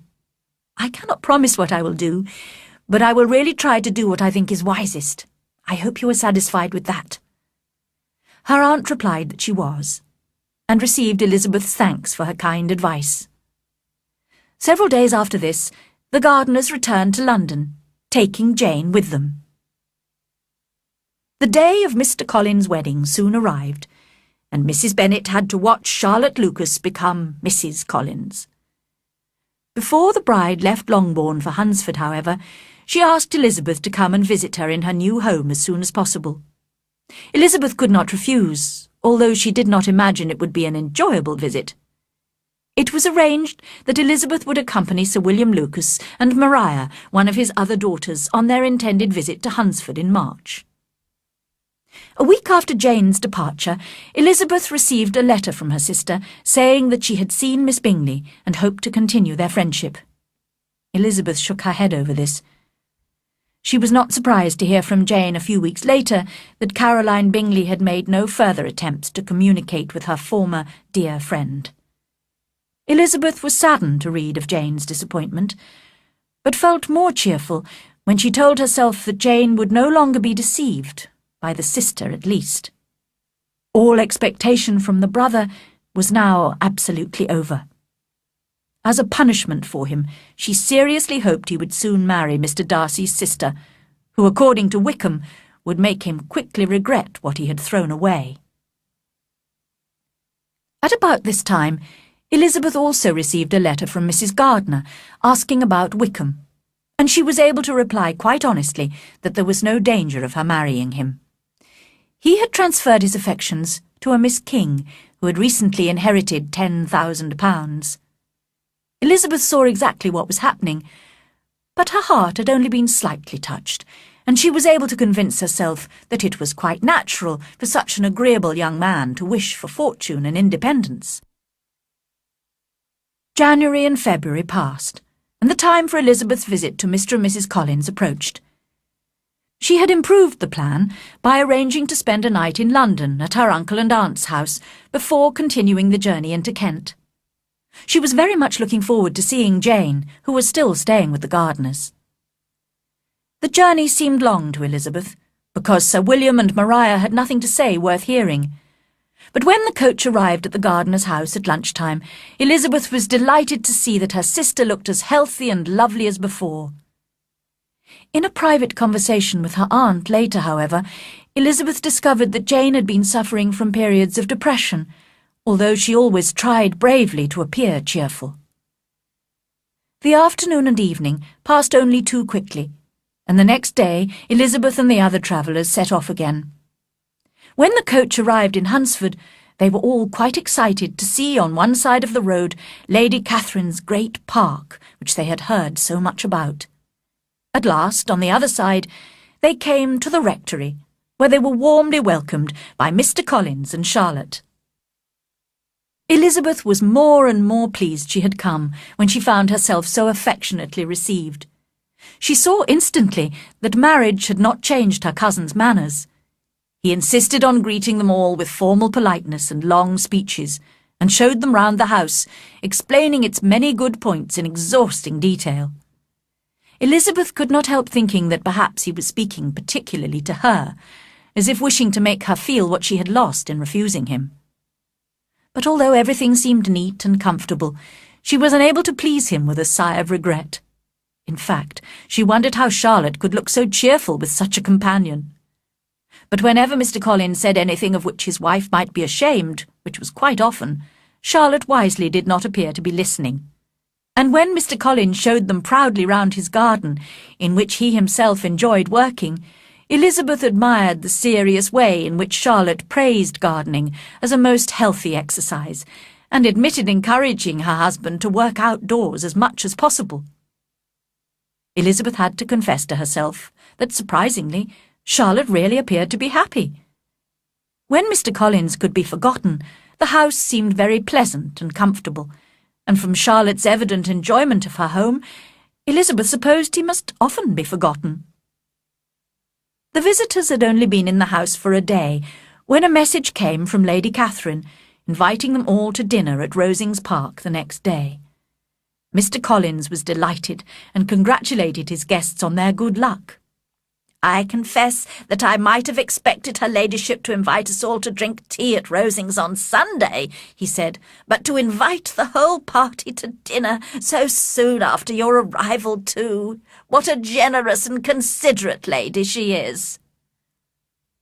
The whole of the rest of that day and the next morning were spent discussing their visit to Rosings. This made Sir William and Maria quite nervous when the moment came to walk across the park and enter the great lady's house. Elizabeth, however, was unimpressed by what she had heard of Lady Catherine, and remained calm. She was interested to see that Lady Catherine was a tall, large woman, who held herself stiffly and proudly, and received her guests with an air of disdain. She spoke loudly and decidedly on every matter, and was clearly convinced of her superiority over other people. Her daughter Anne was completely different, a small, thin, ill-looking lady, who spoke very little, and only in a whisper. The dinner was very good, and was highly praised by Mr. Collins. His repeated compliments, which Elizabeth thought were embarrassing, appeared to please Lady Catherine very much. After dinner, her ladyship talked continuously, giving her opinions without any fear of contradiction or even comment. She then asked Elizabeth many detailed questions about her education, her sisters, and her father's income. Although Elizabeth considered these questions extremely personal and almost rude, she answered them politely and calmly. At the end of the long evening, the visitors were driven home in Lady Catherine's carriage, while Mr. Collins praised his patron for her elegance, intelligence, and hospitality. This visit was repeated twice a week, but there was little other entertainment in Hunsford. Elizabeth had pleasant conversations with Charlotte, or read books, or walked along a narrow path by Lady Catherine's park, which no one else seemed to use. It was a quiet life, but she was satisfied with it. However, 2 weeks after her arrival in Hunsford, she heard that some visitors were coming to stay at Rosings. Lady Catherine's nephew, Mr. Darcy, was expected soon, accompanied by his cousin, Colonel Fitzwilliam. The next day, the two gentlemen arrived, and came almost immediately to the rectory.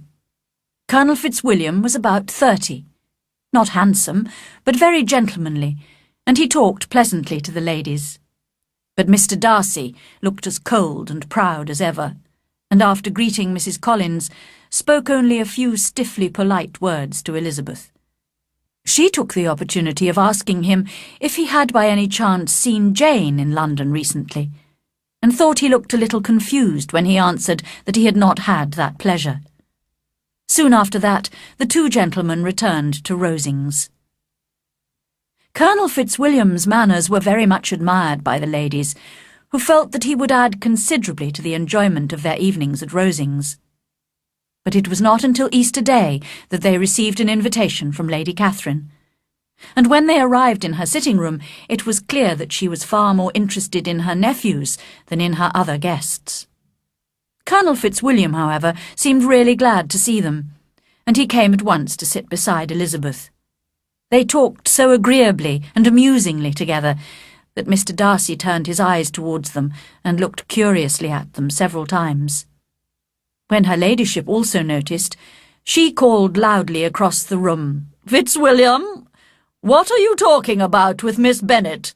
Let me hear what it is." "We're speaking of music, madam," he said, when no longer able to avoid a reply. "Of music? Then please speak to all of us. I must have my share in the conversation if you are speaking of music. There are few people in England, I suppose, who have more true enjoyment of music than myself, or a better natural taste. If I had ever learned to play, I would have been a great musician. But I often tell young ladies practice is very important.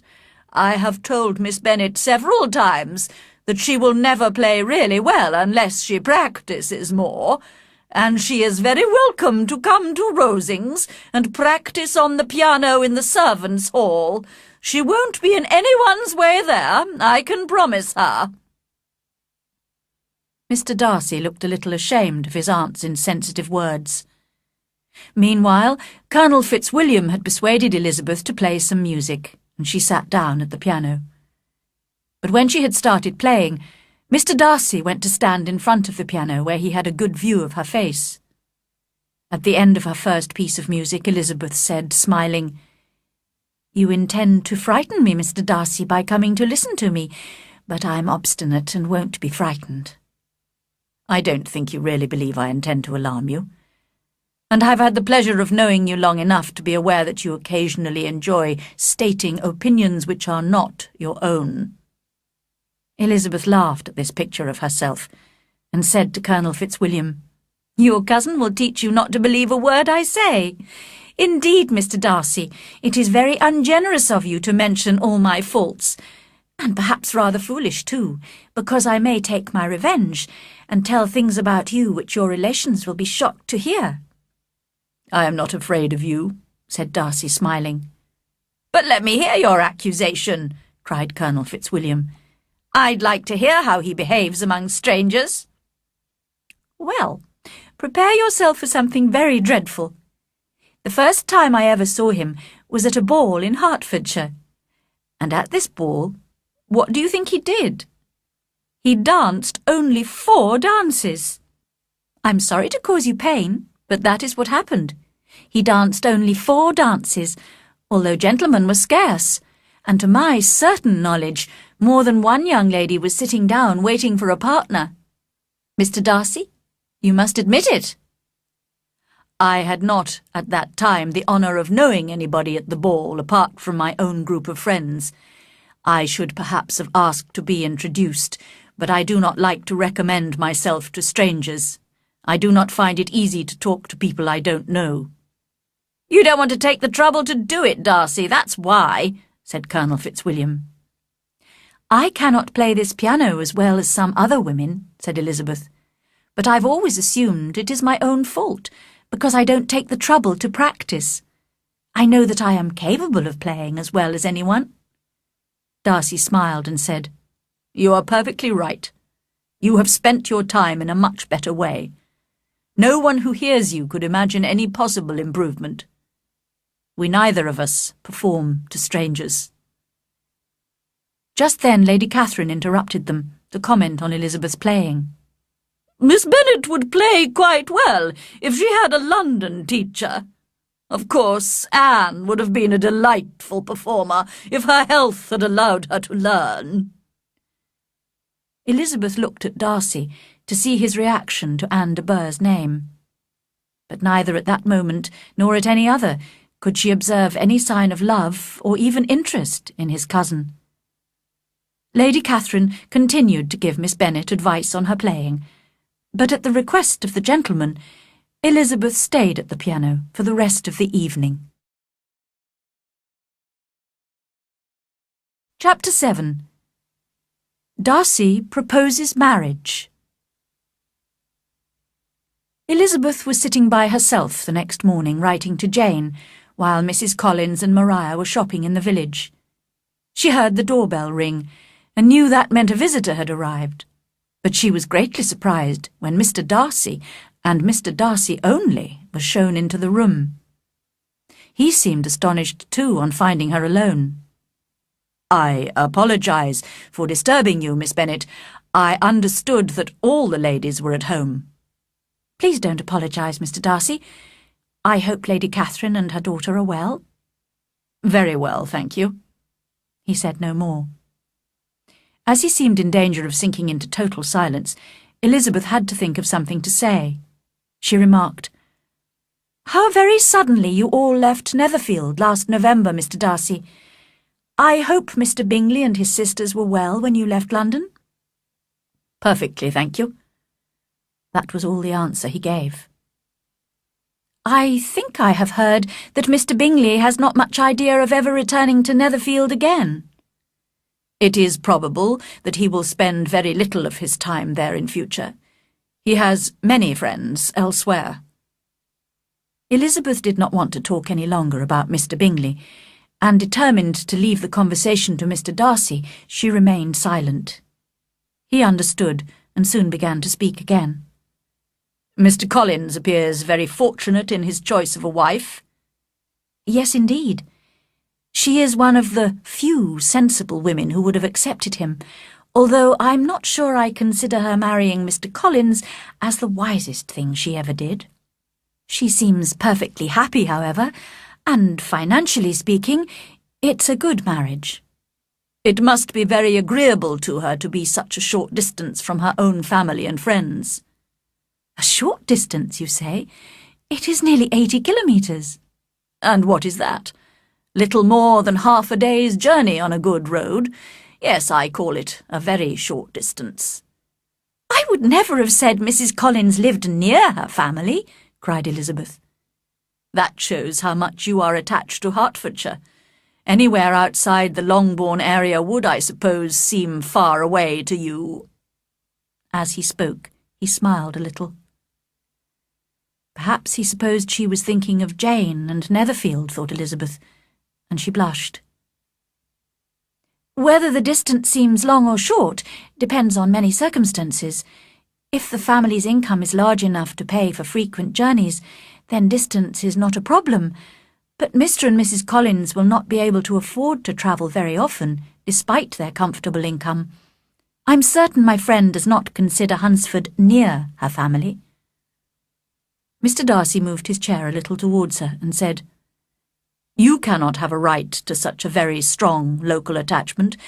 You haven't spent your whole life at Longbourn, I am sure." Elizabeth looked surprised. Experiencing a change of feeling, the gentleman moved his chair away again, took a newspaper from the table, and glancing at it said in a colder voice, "Are you pleased with Kent?" They discussed Kent calmly and politely for a few minutes, and were then interrupted by Charlotte and Maria, who had returned from the village. Mr. Darcy sat a little while longer without saying much to anybody, and then went away. "What can be the meaning of this?" said Charlotte as soon as he had gone. "My dear Lizzie, he must be in love with you, or he would never have visited us in this familiar way." But when Elizabeth described his silence, that did not seem likely, even to hopeful Charlotte, and they could only suppose that he had nothing better to do. In fact, from now on, both Mr. Darcy and Colonel Fitzwilliam called regularly at the rectory. It was obvious that Colonel Fitzwilliam came because he enjoyed talking to the ladies, and Elizabeth was reminded by her own satisfaction in being with him, as well as by his evident admiration of her former favourite, Wickham. But it was more difficult to understand why Mr. Darcy came. He did not often speak, and seldom appeared interested in the conversation. Even Charlotte, who observed Mr. Darcy closely, was not sure whether he admired Elizabeth or not, and began to hope that perhaps her friend might marry Colonel Fitzwilliam instead. When she took her daily walk along the path bordering the park, Elizabeth met Mr. Darcy unexpectedly more than once. This was the more surprising because she was careful to inform him that it was her favourite walk, so that he could avoid meeting her. It was also strange that although he could just have greeted her and walked on, he always thought it necessary to turn back and walk with her. She could not quite understand him. But one day, as she was walking, she met Colonel Fitzwilliam, not Mr. Darcy, and greeted him with a smile. They walked back to the rectory together. "Are you leaving Kent this Sunday?" she asked. "Yes, if Darcy doesn't put it off again."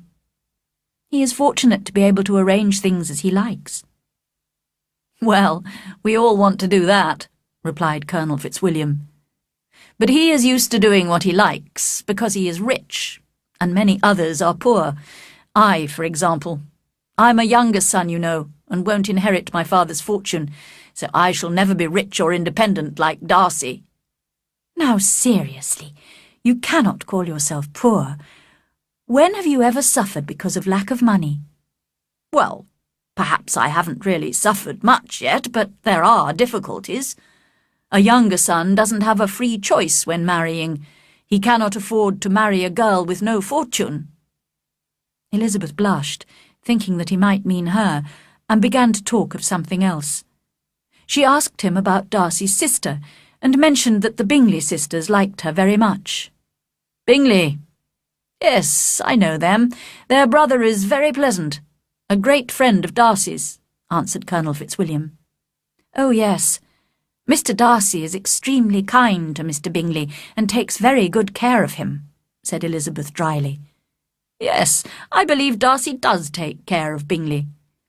I'm thinking of a recent situation which Darcy was telling me about on the journey here. He was congratulating himself on having saved a friend from a most foolish marriage. Of course, I'm not sure the friend was Bingley, as Darcy didn't mention the name." "Did Mr. Darcy give you his reasons for interfering?" "I understood that there were some very strong objections to the lady." Elizabeth could not speak for a moment. When she was able to control her anger, she changed the conversation. As soon as they reached the rectory, she said goodbye to Colonel Fitzwilliam and went straight upstairs to her room.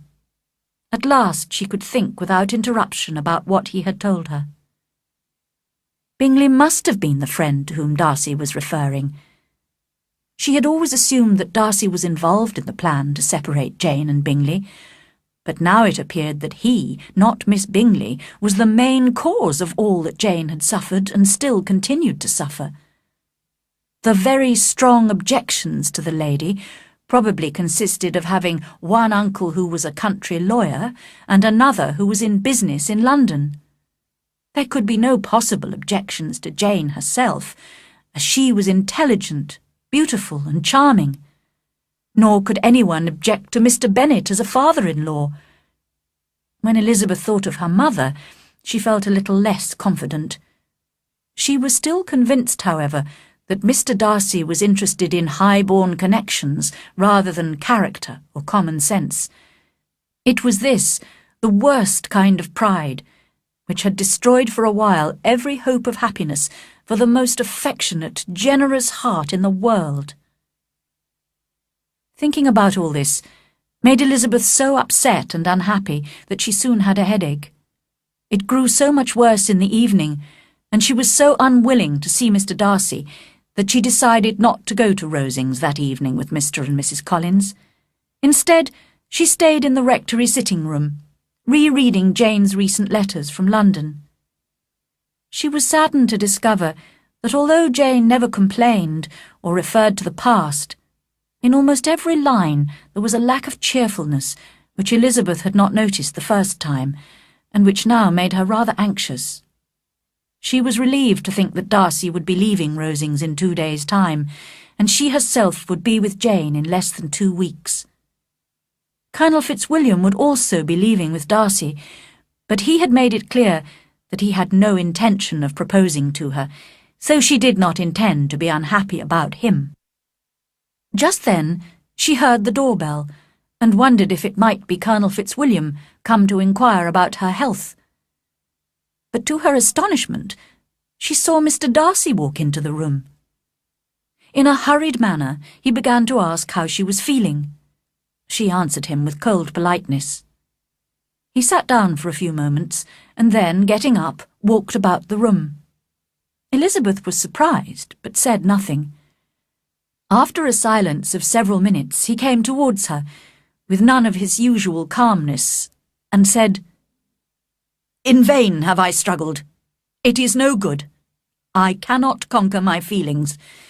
You must allow me to tell you how warmly I admire and love you." Elizabeth stared, blushed, doubted, and was silent.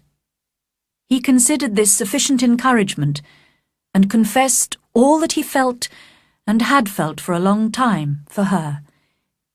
He expressed himself well, but it was not only of love that he spoke. He also talked of his pride, and his sense of her social inferiority, which had made him struggle against his feelings for so long. In spite of her dislike for him, Elizabeth appreciated what a compliment such a man's affection was, and was at first sorry for the pain he was about to receive. But soon, as she heard his references to her inferior position, she lost all pity and became very angry. She waited patiently, however, until he had finished. He ended by describing the strength of his love for her, which, in spite of all his attempts, he had been unable to conquer with arguments of reason and common sense. And finally, he asked for her hand in marriage. She could see that he had no doubt of a favourable answer, which only made her angrier. "I believe society considers it correct in cases like this," she replied, "to express grateful thanks. So if I could feel grateful, I would now thank you. But I cannot. I have never wanted your good opinion of me, and I cannot accept it. I am sorry to hurt anyone, but it has not been done deliberately, and I hope the pain will not last long. The pride, which you tell me, has long prevented the expression of your affection, can have little difficulty in conquering your feelings after this explanation." Mr. Darcy, whose eyes were fixed on her face, was both angry and surprised by her words. His face went pale, and he was clearly struggling to control himself. There was a dreadful pause, and then he spoke in a voice of forced calmness. "And this is all the reply I am to have the honour of expecting? I might, perhaps, wish to be informed why, with so little attempt at politeness, I am rejected." "I might as well ask why, with so evident a wish to offend and insult me, you chose to tell me that you loved me against your reason, and even against your character. But even if my own feelings towards you had been favourable, do you think anything could tempt me to accept the man who has destroyed, perhaps for ever, the happiness of a most dear sister?" As she said this, Mr. Darcy changed colour, but he listened without trying to interrupt her as she continued. "I have every reason in the world to think badly of you. Can you deny that you were the cause of Jane's separation from Mr. Bingley, and of her unhappiness? Can you deny it?" "I have no wish to deny that I did everything I could to separate them, and that I am delighted with my success. Towards my friend I have been kinder than to myself." Elizabeth treated this last remark with disdain, but its meaning did not escape her. "But it is not only because of Jane that I dislike you. My opinion of you was decided long ago. I heard all about your character from Mr. Wickham. Now, what can you have to say on this matter? How can you defend yourself?" "You take an eager interest in that gentleman," said Darcy, less calmly than before. The colour was rising in his face. "Who can help feeling an interest in him when we hear of the unfortunate life he has had?" "Unfortunate!" repeated Darcy contemptuously. "Yes, unfortunate indeed." "And it was your fault," cried Elizabeth with energy. "You took away his chance of a comfortable income and a good position, which you knew had been intended for him. You have left him poor and dependent and disappointed. You have done all this, and you can still treat the mention of his name with contempt." "And this," cried Darcy, as he walked with quick steps across the room, "is your opinion of me. Thank you for explaining it so fully. But perhaps you might not have considered these offences of mine if your pride had not been hurt by my honest confession of my reasons for not proposing to you earlier. Perhaps I should have hidden my struggles, and flattered you by pretending I had every reason to love you. but I hate disguise of any sort. Nor am I ashamed of my feelings of pride, which are very natural. Could you expect me to delight in the inferiority of your family compared to mine?" Elizabeth felt herself growing more angry every moment. "Mr. Darcy, you could not have made me the offer of your hand in any possible way that would have tempted me to accept it. The moment I first met you, I noticed your pride, your sense of superiority, and your selfish disdain for the feelings of others. Later events strengthened my dislike for you. You are the last man in the world whom I could ever be persuaded to marry." "You have said quite enough, madam. I perfectly understand your feelings. Forgive me for having taken up so much of your time, and accept my best wishes for your health and happiness." With these words, he hurried out of the room and the house. Elizabeth felt so weak that she sat down and cried for half an hour. She was so astonished to have received a proposal from Mr. Darcy. His affection for her must indeed have been strong to conquer all the objections he had to her family and position, objections which had made him prevent his friend marrying her sister. But his terrible pride, his shameless confession of what he had done to separate Jane and Bingley, and his cruelty towards Wickham, soon removed any pity she might have felt for him. Chapter 8. Elizabeth learns more about Darcy and Wickham. The next morning, Elizabeth had still not recovered from the surprise of Darcy's proposal to her. Feeling in need of exercise and fresh air, she decided to have a walk. In order to avoid meeting Mr. Darcy, she kept away from her favourite path, but could not resist walking a little way into Lady Catherine's park. There she was astonished to see Darcy himself approaching her and calling her name. "I have been walking some time in the hope of meeting you," he said. "Will you do me the honour of reading this letter?" And handing her an envelope, he bowed slightly and walked quickly away. With no expectation of pleasure, but with the strongest curiosity, Elizabeth opened the letter and began to read it as she continued her walk alone. "Do not be alarmed, madam, that I shall repeat the offer which so disgusted you last night. I have no intention of mentioning again wishes which, for the happiness of both of us, cannot be too soon forgotten. I would not have written, but justice requires my character to be defended.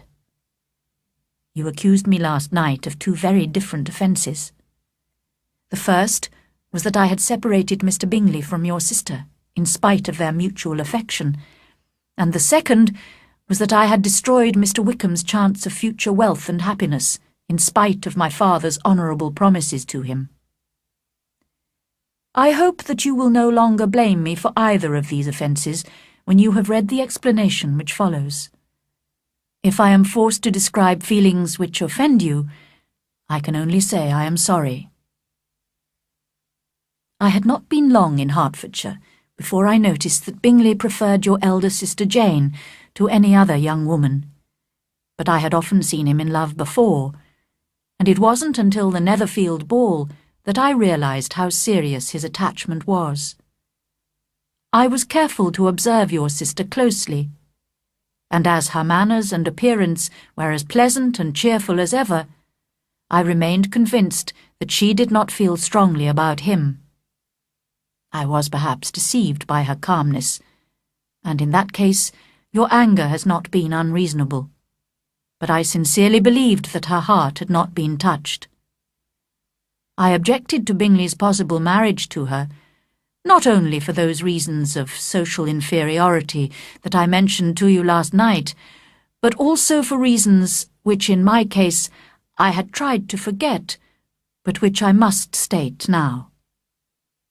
The behaviour that evening of your mother, your 3 younger sisters, and occasionally even your father, was so lacking in social correctness that I made up my mind to save my friend from what I considered would be a most unhappy marriage. If you are upset by my description of your family's faults, it may comfort you to consider that you and your elder sister have avoided any share of blame and deserve nothing but honourable praise for your behaviour. To continue, when I was in London, with the help of Bingley's sisters, who shared my opinion, I explained to him the disadvantages of marriage to your sister. This alone would not have been enough to prevent the marriage, if I had not also been able to convince him of your sister's indifference to him. Then it was easy to persuade him not to return to Hertfordshire. I do regret one thing, however. Miss Bingley and I both knew that your sister was in London, but we hid the fact from Bingley. In this, I consider, I was less than honest, but I have no other apology to offer. Your other, more serious accusation refers to Mr. Wickham.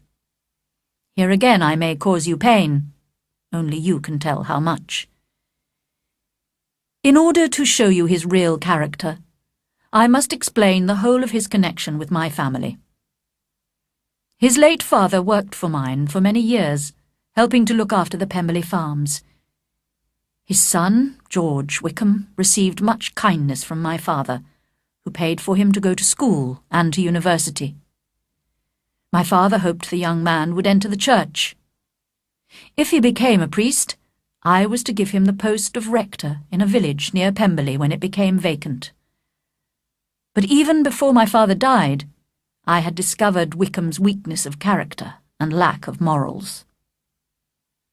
After my father's death, Wickham wrote to inform me that he did not intend to enter the church, and asked for an amount of money instead of the post of rector.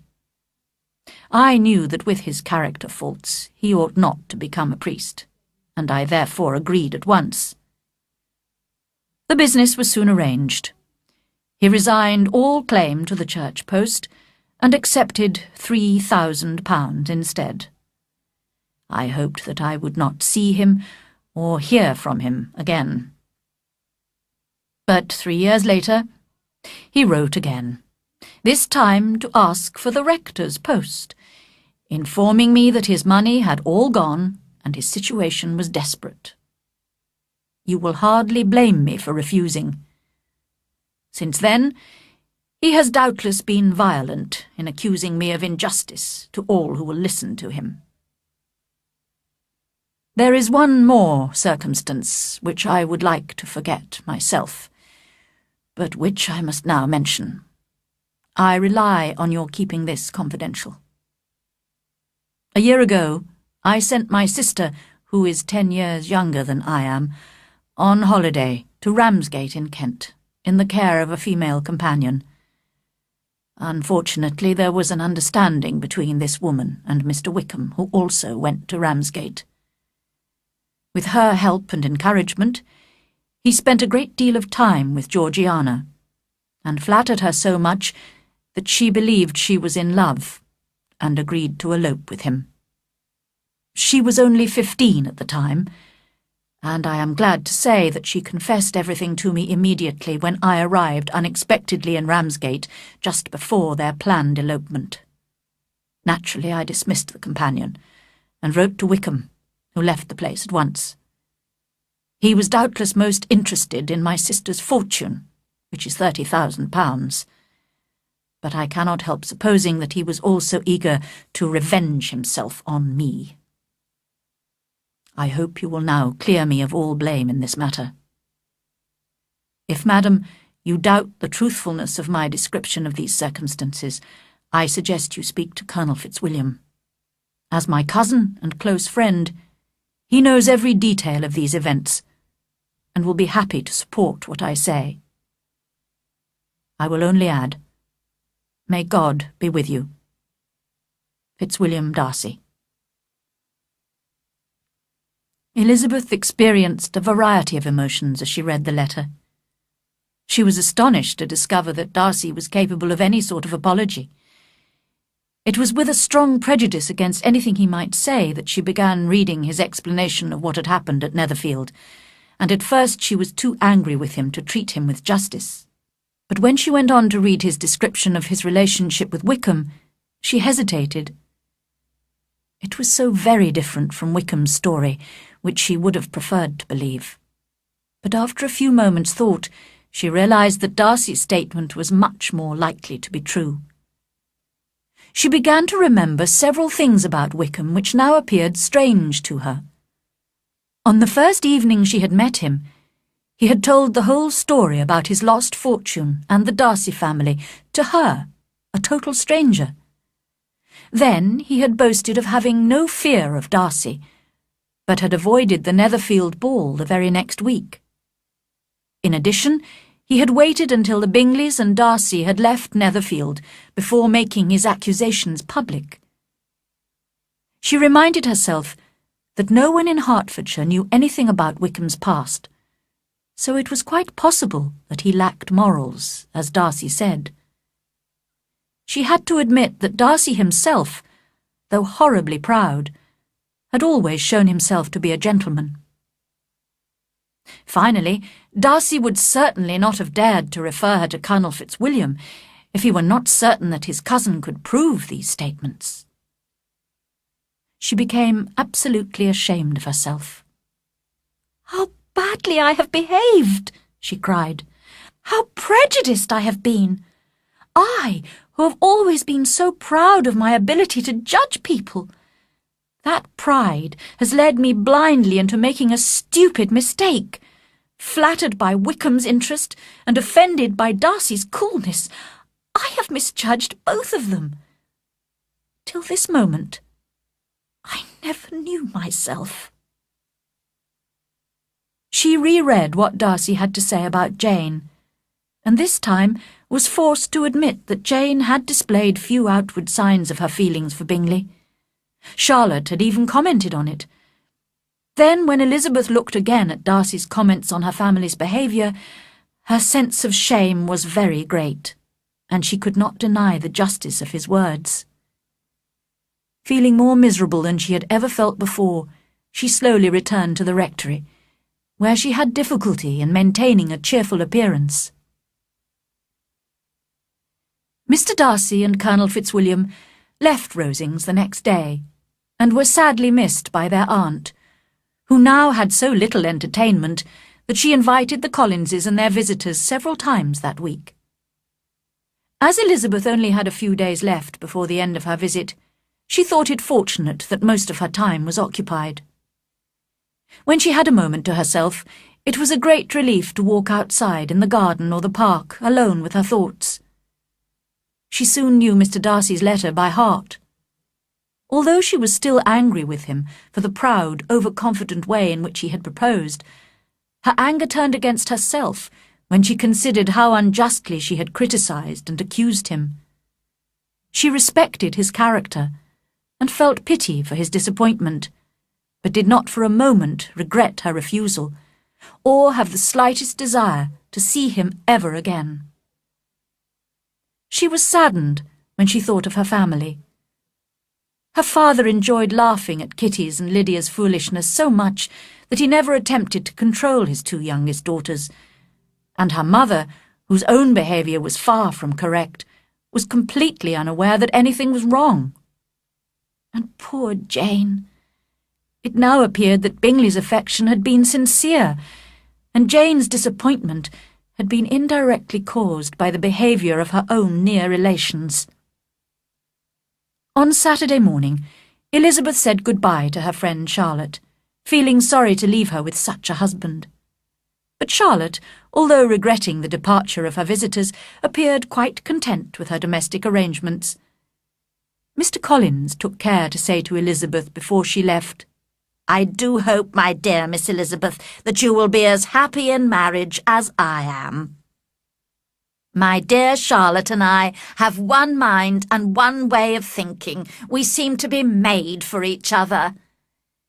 "It is most fortunate when that is the case," was all that Elizabeth could safely reply.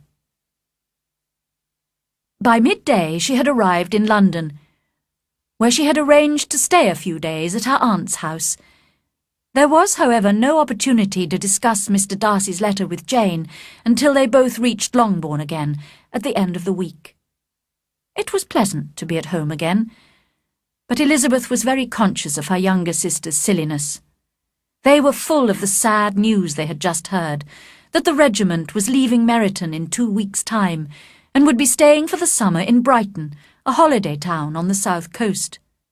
Lydia and her mother were trying hard to persuade Mr. Bennet to take them to Brighton too for several months, as the summer would be so miserable in Hertfordshire without the officers. Fortunately, Elizabeth felt sure her father would not agree to this foolish idea. When she and Jane were alone, she told her sister about Darcy's proposal of marriage. Jane was astonished, but soon her sisterly feelings made her think it quite natural, and her kind heart felt pity for Darcy's disappointment. However, when she heard about George Wickham's wickedness, as explained in Darcy's letter, she was deeply shocked. After some discussion, the sisters decided not to tell anyone what they knew about Wickham, as he would soon be leaving Meryton in any case. Elizabeth felt greatly relieved by this conversation. She had got rid of 2 of her secrets, and was certain of a willing listener in Jane whenever she might wish to talk again of either. But she dared not tell the 3rd, and explain to Jane how sincere Bingley's feelings for her had been. She could see that Jane was not happy, because of her continued warm affection for Bingley. However, there seemed little chance of Bingley marrying her now, and Elizabeth did not want to deepen Jane's feelings of regret for her lost happiness. Chapter 9. Elizabeth in Derbyshire. During the week before the regiment's departure, all the young ladies in the Meryton area became extremely depressed. Only the 2 elder Miss Bennets were still able to eat, drink, sleep, and lead a normal life. They were often scolded by Kitty and Lydia, who could not understand such hard-heartedness. "How shall we manage without the officers?" they cried miserably. "How can you smile like that, Lizzie?" Their affectionate mother shared all their sadness. "I remember when Colonel Miller's regiment went away 25 years ago," she said. "I thought my heart was broken." "I'm sure mine will be broken," said Lydia. "If we could only go to Brighton," said Mrs. Bennet. "I'm certain a little sea-bathing would be good for me." "Oh, yes, but Papa is so disagreeable about it." Elizabeth tried not to listen, but could not help seeing the justice of Darcy's objections to her family. But soon Lydia's bitterness changed to absolute delight when she received an invitation from Colonel Forster's wife to accompany her to Brighton with the regiment. Mrs. Forster was a very young woman, only recently married, and as cheerful and sociable as Lydia, with whom she had been friendly for 2 months. Poor Kitty was very upset at not being included in the invitation, but Lydia cared nothing for her sister's feelings. She ran wildly through the house, calling for everyone's congratulations, and laughing and talking more loudly than ever. Elizabeth could not share her sister's happiness, and felt it was her duty to advise her father secretly to refuse permission for Lydia to go. But she could not convince him that Lydia would be in any real danger, and so all the arrangements were made for her sister's departure. Elizabeth thought her father was wrong, however, and was still worried about how Lydia would behave in an atmosphere of greater freedom and among the temptations of a fashionable seaside town like Brighton. Elizabeth had seen Mr. Wickham regularly since her return from Kent, at family parties and visits. She no longer thought him so agreeable.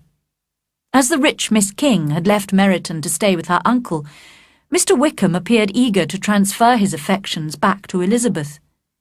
His confidence in his own charm and ability to please annoyed Elizabeth very much, so that when she met him for the last time before the regiment's departure, she spoke quite coldly to him. In reply to a polite question of his about her Hunsford visit, she could not stop herself mentioning her frequent meetings with Mr. Darcy, and her favourable opinion of that gentleman's character. Wickham looked a little embarrassed, and made no further attempt to charm Elizabeth. They separated at last with mutual politeness, and possibly a mutual desire never to meet again. When Lydia left for Brighton, Elizabeth had to put up with Mrs. Bennet's and Kitty's constant complaints that Longbourn had become very dull. Fortunately, she was able to look forward to a trip which she would soon be taking with Mr. and Mrs. Gardiner. They had planned to visit the Lake District, but Mrs. Gardiner had recently written to say that as her husband's business made it necessary to shorten their holiday to 3 weeks, they would not have time to visit the whole of the Lake District comfortably. Instead, she suggested visiting Derbyshire, an area with a particularly strong attraction for her, as she had spent a large part of her early life there. Elizabeth was disappointed, but accepted the new plan at once. Although it was impossible to hear of Derbyshire without thinking of Pemberley and its owner, she felt sure she could avoid meeting Mr. Darcy there. 4 weeks later, Mr. and Mrs. Gardiner arrived at Longbourn, where they had arranged to leave their children in Jane's care. The next day they set out with Elizabeth on their journey. The 3 of them made excellent travelling companions, sharing an intelligent interest in the people and places they saw on their way, and a strong affection for each other. After visiting Oxford, Blenheim, Warwick, Kenilworth, and Birmingham, they arrived in Derbyshire, and decided to stay in the small town of Lambton, where Mrs. Gardiner had lived before her marriage. Elizabeth discovered that Mr. Darcy's house, Pemberley, was only 8 kilometres away from Lambton. "I often used to go to Pemberley when I was younger," said Mrs. Gardiner. "Wouldn't you like to see it, Lizzie? We could go tomorrow. It's a beautiful place. Wickham spent his youth there, you know." I am rather tired of large country houses, Aunt," said Elizabeth, forced to pretend. How dreadful it would be to meet Mr. Darcy while viewing his house. But when she asked a servant at the hotel 1 or 2 careful questions that evening, she was told that Mr. Darcy was not at home at the moment. Greatly relieved, she felt able to agree to her aunt's suggestion when it was repeated the next morning, and Mr. Gardiner ordered a carriage immediately. In a short time, they entered the gates of Pemberley Park, and drove through an extensive and beautiful wood. At the top of a hill, they had their first view of Pemberley House, situated on the other side of a valley, with a line of high wooded hills behind. The house was a large, handsome stone building, which appeared to fit naturally into the scenery. Mr. and Mrs. Gardiner were warm in their admiration, and Elizabeth was delighted. At that moment, she felt that to be mistress of Pemberley might be worthwhile. They drove up to the front door and asked to be allowed to visit the house. The Pemberley housekeeper, a respectable elderly woman, showed them round. All the rooms were of a good size and elegantly yet sensibly furnished.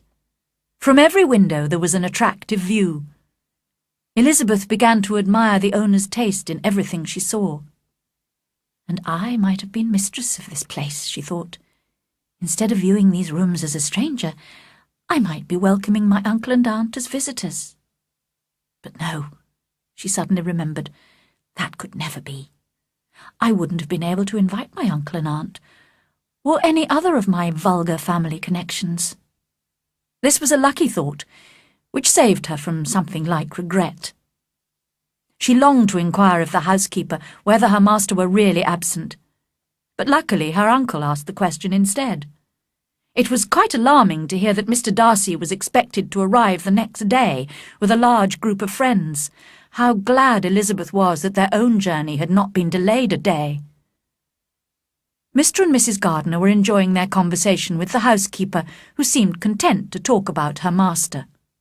"Mr. Darcy is a very handsome gentleman, as you will see from the painting upstairs. His sister is most attractive too, and so accomplished. She plays and sings the whole day. My master has just sent a new piano from London for her. He's such a kind brother. He'll do anything for Miss Georgiana."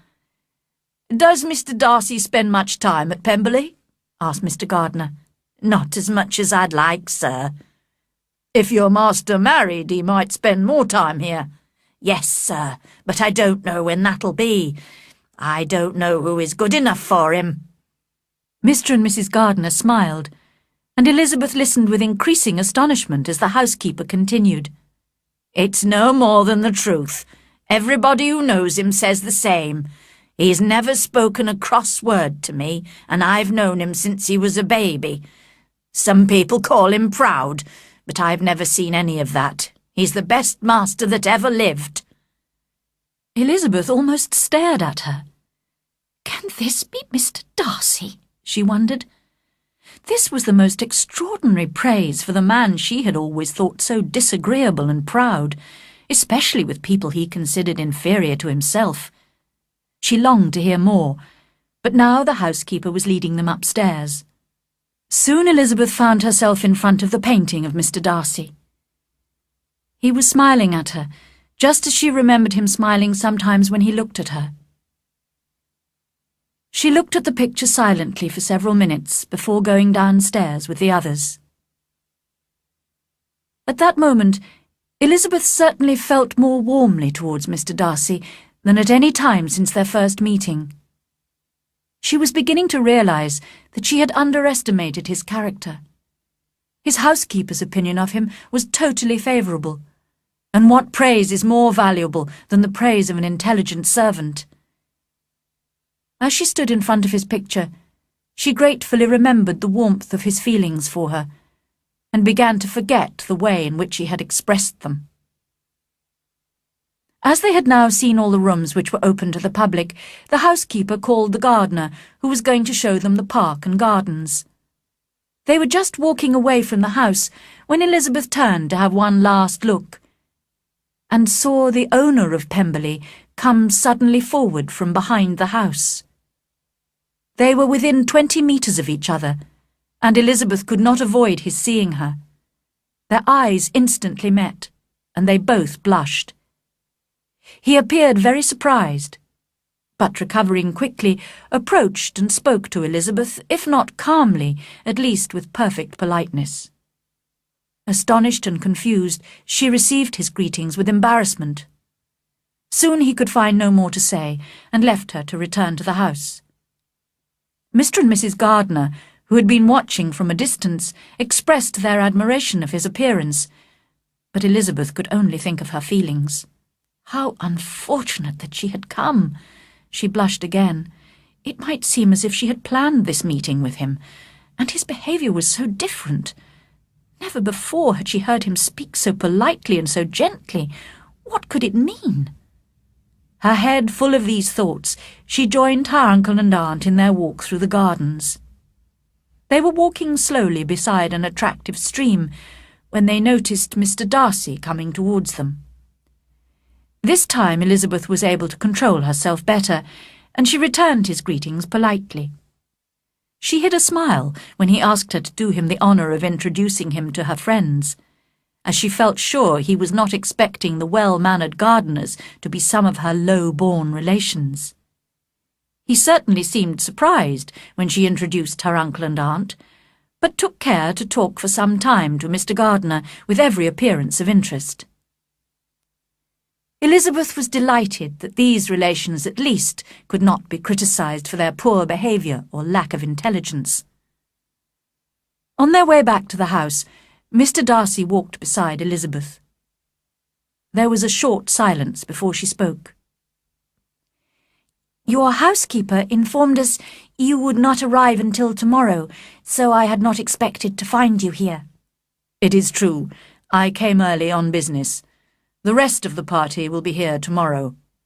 Among them are Mr. Bingley and his sisters, whom you know," he continued after a pause.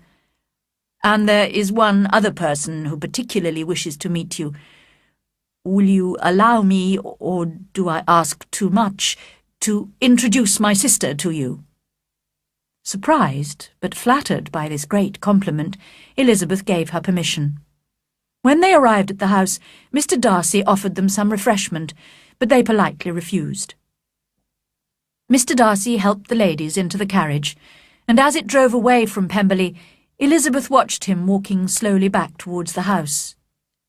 Mr. and Mrs. Gardiner were loud in their praise of him, but Elizabeth said very little. The very next morning, Mr. Darcy brought his sister to visit Elizabeth and the Gardiners at the hotel in Lambton. Mr. and Mrs. Gardiner were astonished by the honour they were receiving, but Elizabeth's obvious embarrassment and Darcy's haste in making the visit so immediately soon provided them with an explanation. They observed their niece and Darcy carefully during the visit, and could not doubt that the gentleman was in love, although they were not certain of the lady's feelings. Elizabeth was delighted to discover that Georgiana Darcy, far from being proud, as Wickham had said, was just very shy, with quiet, gentle manners. It was clear that she greatly admired her brother, and had every intention of liking Miss Bennet, as Darcy had spoken of her so favourably. Elizabeth was also satisfied to see that Bingley, who was with the Darcys, did not seem particularly interested in Georgiana, in spite of Caroline Bingley's wishes, and she had to admit that she had never seen Mr. Darcy behaving so sociably and pleasantly, not only to herself, but also to the relations to whom he had referred with such disdain during that last conversation in Hunsford Rectory. Elizabeth herself was more than usually anxious to make herself agreeable to everybody, and she succeeded, because Bingley was ready, Georgiana was eager, and Darcy determined to be pleased. Miss Darcy, encouraged by her brother, invited Elizabeth and the Gardiners to dinner at Pemberley in 2 days' time, and when this invitation had been accepted, the Darcys and Mr. Bingley left, with many warm expressions of politeness on both sides. Mr. and Mrs. Gardiner were very curious about their niece's feelings for Mr. Darcy, but were careful not to question her. That evening, Elizabeth lay awake for 2 whole hours, trying to understand how she felt about him. She now thought of him with respect and a certain admiration, and was deeply grateful to him, not only for having once loved her, but for still loving her enough to forgive her bitter rejection of him, as well as all her unjust accusations. The change she had noticed, in a man who was once so proud, must be caused by his love for her. Now, since she was almost sure that if she wanted, she could encourage him to propose to her again, she only had to decide how far she wished to be involved in his future happiness, in which she already felt a real interest. Chapter 10. Lydia and Wickham. On the 3rd morning of her visit to Lambton, Elizabeth received 2 letters from Jane. The first had been badly addressed and sent elsewhere, then redirected. Her aunt and uncle were out walking, so she sat down to read them at once. The first had been written 5 days before, and started just as expected, with a description of Longbourn dinner parties and visits. But the second half of this letter was dated a day later, and was evidently written in a great hurry. This is what it said. Since writing the above, dear Lizzie, something most unexpected and serious has happened, but I do not wish to alarm you. We are all well. It concerns poor Lydia. An express letter came at midnight last night, when we were all in bed, from Colonel Forster, to inform us that she had run away to Scotland with one of his officers, with Wickham, in fact. There, of course, she can marry without her parents' approval. Imagine our surprise. What a foolish marriage for both of them. But at least he is not interested in her money, as he must know my father can give her almost nothing.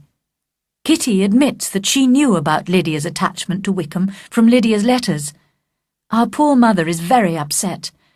I must finish now, as I cannot stay away from her for long. I hope you can read this. I hardly know what I have written.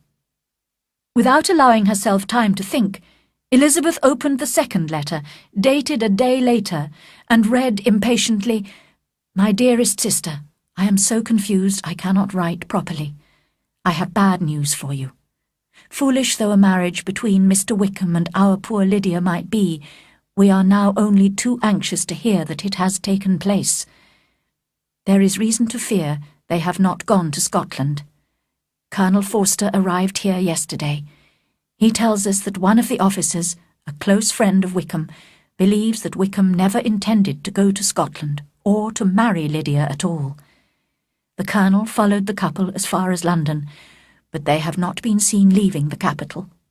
Our anxiety, my dear Lizzie, is very great.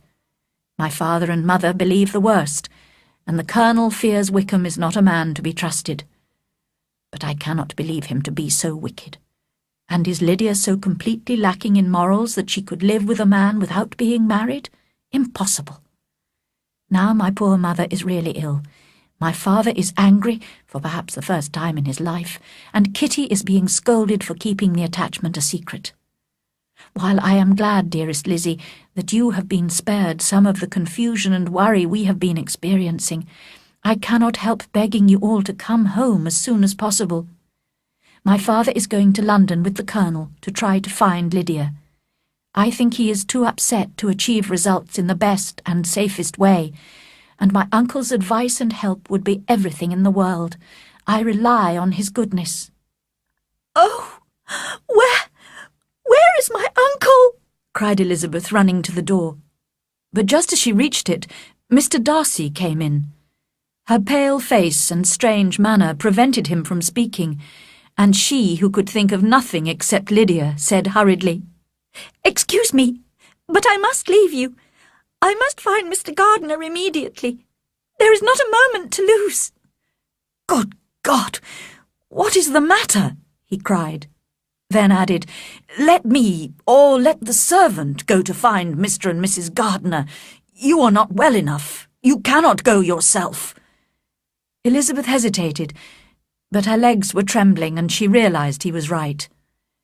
After giving the servant her message, she sat down, looking so ill that Darcy could not leave her, or stop himself, saying gently, "Let me call someone to look after you. Shall I get you a glass of wine? You are very ill." "No, thank you," she replied. "I am quite well. I am only upset by some dreadful news I've just received from Longbourn." She burst into tears, and for a few minutes could not speak another word. Darcy watched her miserably in sympathetic silence. At last she spoke again. "It cannot be hidden from anyone. My youngest sister has eloped with Mr. Wickham. You know him too well to doubt what will happen. She has no money, no connections, nothing that can tempt him to marry her. She is lost forever, and I could have prevented it. I knew how bad his character was. If only I had told my family what I knew about him. But it is all too late now." Darcy looked at her in astonishment. "I am shocked," he said, "and sad, very sad. What has been done to find her and bring her back?" "My father has gone to London, and I hope my uncle will go too. We shall leave Lambton, I hope, in half an hour. But I know very well that nothing can be done. How can such a man be persuaded? How can we even find them? I have not the smallest hope. It is horrible." Darcy made no answer. He was walking up and down with a serious, thoughtful expression on his face. Elizabeth soon observed and instantly understood it. She was losing her influence over him. This proof of moral weakness in her family was driving him away from her. Never before had she so honestly believed she could have loved him, as now, when mutual affection must be impossible. But she could not think for long of herself, when Lydia's situation was so desperate. Mr. Darcy left almost immediately, politely regretting that Elizabeth and her aunt and uncle would not, in the circumstances, be able to come to dinner at Pemberley that day, and again expressing his sympathy. When Mr. and Mrs. Gardiner entered the room, Elizabeth hurriedly explained everything to them, and was greatly relieved when they agreed to leave at once to return to Longbourn. Their packing was done at great speed, and soon they were in the carriage, driving south. "Lizzie, began Mrs. Gardiner. "I cannot believe that Wickham's character is so bad that he would run away with Lydia and not marry her. Do you really think he is capable of that?" "My dear aunt, Jane and I both know that he has neither honesty nor honour. He has falsely accused Mr. Darcy and has lied wickedly about the whole Darcy family. You saw what a shy, gentle girl Miss Darcy is, but he had described her as proud, disagreeable, and disdainful." "But does Lydia know nothing of this?" "Oh, no, that is the worst of all. I didn't know the truth myself until my visit to Kent, and when I returned and told Jane, she and I decided not to make our knowledge public. Now I know that was a mistake. I never thought that Lydia could be in any danger from him." When they arrived at Longbourn, Elizabeth and her aunt were able to help Jane in looking after the children. They also attempted to calm Mrs. Bennet, who, however, refused to be calmed and blamed everyone except herself for the disaster. "If only I had been allowed to take the family to Brighton, this would not have happened. Poor dear Lydia had no one to take care of her. Why did those Forsters ever let her go out of their sight? I am sure they neglected her. Of course, I did not want her to go to Brighton, but nobody took any notice of me as usual. And now Mr. Bennet has gone to London, and I'm sure he'll fight Wickham, and then he'll be killed, and then the Collinses will turn us out of the house before he's cold in his grave." "Do not worry, sister," said Mr. Gardiner kindly. "I'm going to London tomorrow to help my brother-in-law." "Oh, thank you, my dear brother," replied Mrs. Bennet. "Make sure you find Lydia and Wickham, and if they are not married yet, make them marry. And tell Lydia they mustn't wait for wedding clothes, but she shall have as much money as she wants to buy them after they are married. And keep Mr. Bennet from fighting. Tell him what a dreadful state I am in, so ill that I can get no rest by night or by day. And tell Lydia not to buy any clothes until she's seen me, because she doesn't know the best shops. Oh, brother, how kind you are! I hope you will manage everything." The next day, Mr. Gardiner travelled to London as he had promised. Now began a painful period of waiting for those left at Longbourn. They became even more anxious as news came from Meryton of Wickham's lies, debts, and secret attachments to most of the servant girls in the town. Everybody declared that he was the wickedest young man in the world, and protested that they had always distrusted his great charm and appearance of goodness. Although Elizabeth did not believe half of these stories, she believed enough to feel sure that her sister's reputation was already lost, and even Jane almost despaired of receiving good news. In a few days' time, they were relieved to receive a letter from Mr. Gardiner, but unfortunately it only informed them that Wickham and Lydia had not yet been found. Apparently, Wickham had left gambling debts of over £1,000 behind him in Brighton. Mr. Bennet was returning home the following day, leaving his brother-in-law in London to continue the search. When she heard this, Mrs. Bennet did not show as much satisfaction as her children expected, considering the anxiety she had previously expressed for her husband's safety. "What?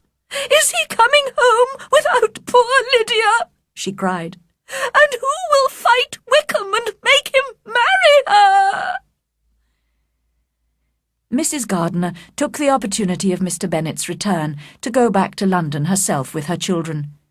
She was still longing to know how Elizabeth's relationship with Darcy had developed, but Elizabeth had not once mentioned his name, so her aunt did not dare to ask any direct questions. When Mr. Bennet arrived home, he appeared as calm as ever, but in a conversation with Elizabeth, he admitted that he felt to blame for Lydia's elopement. "I know I should have had more control over her," he said. "And Lizzie, you were right. I should never have let her go to Brighton." Kitty, who was listening, said, "Papa, if I ever went to Brighton, I'd behave much better than Lydia has done." "You go to Brighton?" cried her father. "I would not trust you within 20 kilometres of the place for £50.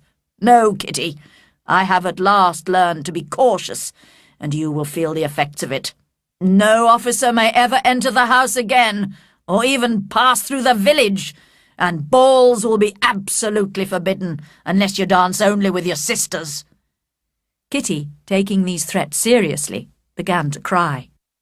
"Well, well," said he, "don't make yourself unhappy. If you are a good girl for the next 10 years, I'll take you to the theatre at the end of that time." 2 days later, the news for which they had all been waiting so anxiously arrived. Mr. Gardiner's letter informed them that Wickham and Lydia had been found, but that they were not married. However, certain financial arrangements had been made with Wickham. Mr. Bennet was asked to pay Lydia £100 a year, as well as arranging for her to inherit her equal share of the £5,000 which the Bennet girls would inherit after their parents' death. If these reasonable conditions were agreed, Wickham had promised to marry Lydia. At first, Elizabeth and Jane were delighted that their sister's reputation would be saved through marriage, even to such a man as Wickham. But then their father explained that Wickham would never have agreed to marry Lydia unless he had been paid a considerable amount of money immediately. They began to worry that it would be difficult to repay Mr. Gardiner, who must have bribed Wickham in this way. Mrs. Bennet, however, had no such worries. "He is her own uncle after all," she cried happily. "Why shouldn't he pay?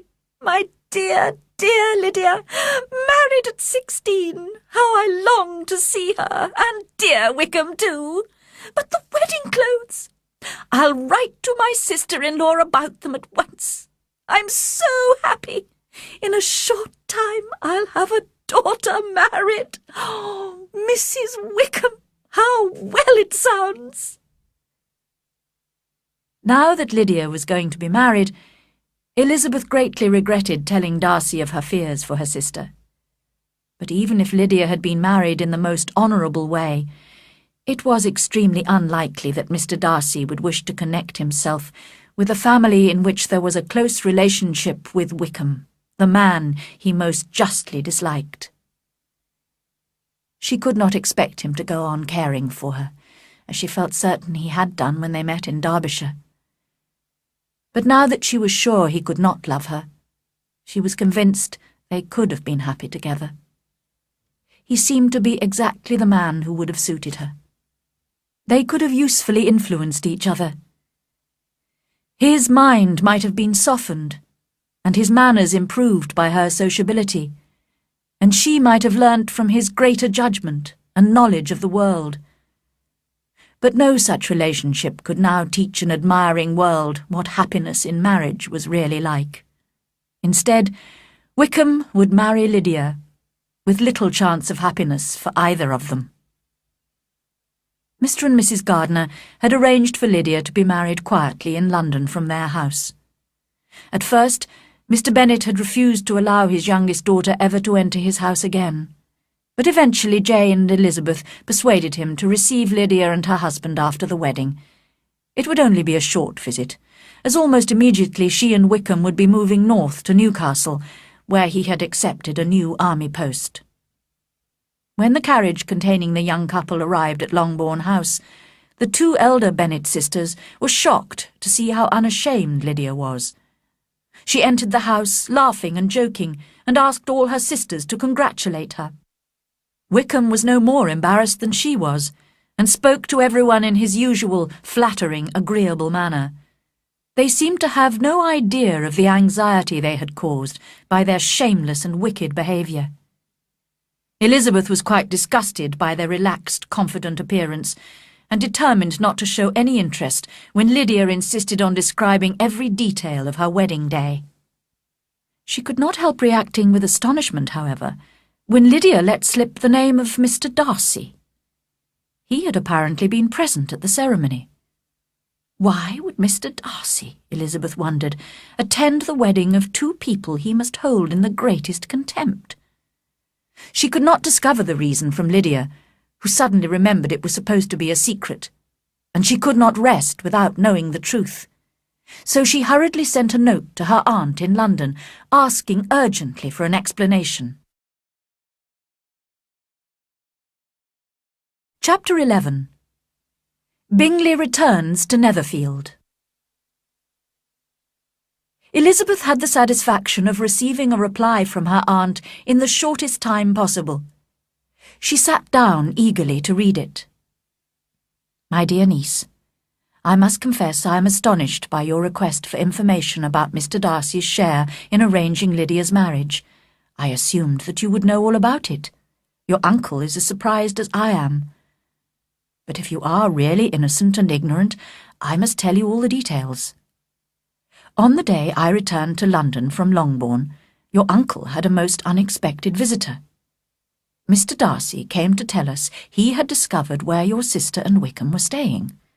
The reason he gave for wanting to help was his belief that he was to blame for not making Wickham's worthlessness more public, and that therefore it was his duty to assist us in every possible way. If he had another motive, I am sure it would be just as honourable. He knew that Wickham had a close friend in London, a woman who had once been companion to Miss Darcy and had been dismissed for some reason. So Mr. Darcy found this woman and bribed her to give him Wickham's present address. He went to see Wickham and insisted on seeing Lydia, hoping to persuade her to return to her family. However, Lydia told him she only cared for Wickham and had no intention of leaving him, whether he married her or not. Wickham privately told Mr. Darcy that he had left the regiment because of his gambling debts, not because he intended to marry Lydia, and that he was still hoping to find and marry a woman of fortune in order to have a comfortable income.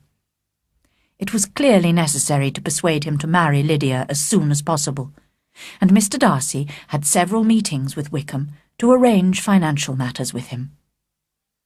Finally, Mr. Darcy was able to visit your uncle, as I have said, to explain the whole business, and to insist that he alone should be responsible for paying Wickham the promised amount. Your uncle argued with him for a long time, but our visitor was so obstinate that Mr. Gardiner eventually had to agree. I think, Lizzie, that obstinacy is Mr. Darcy's real fault, rather than any of the other faults of which he has been accused. He paid Wickham several £1,000s for past debts and future expenses, and attended the wedding to make a final payment.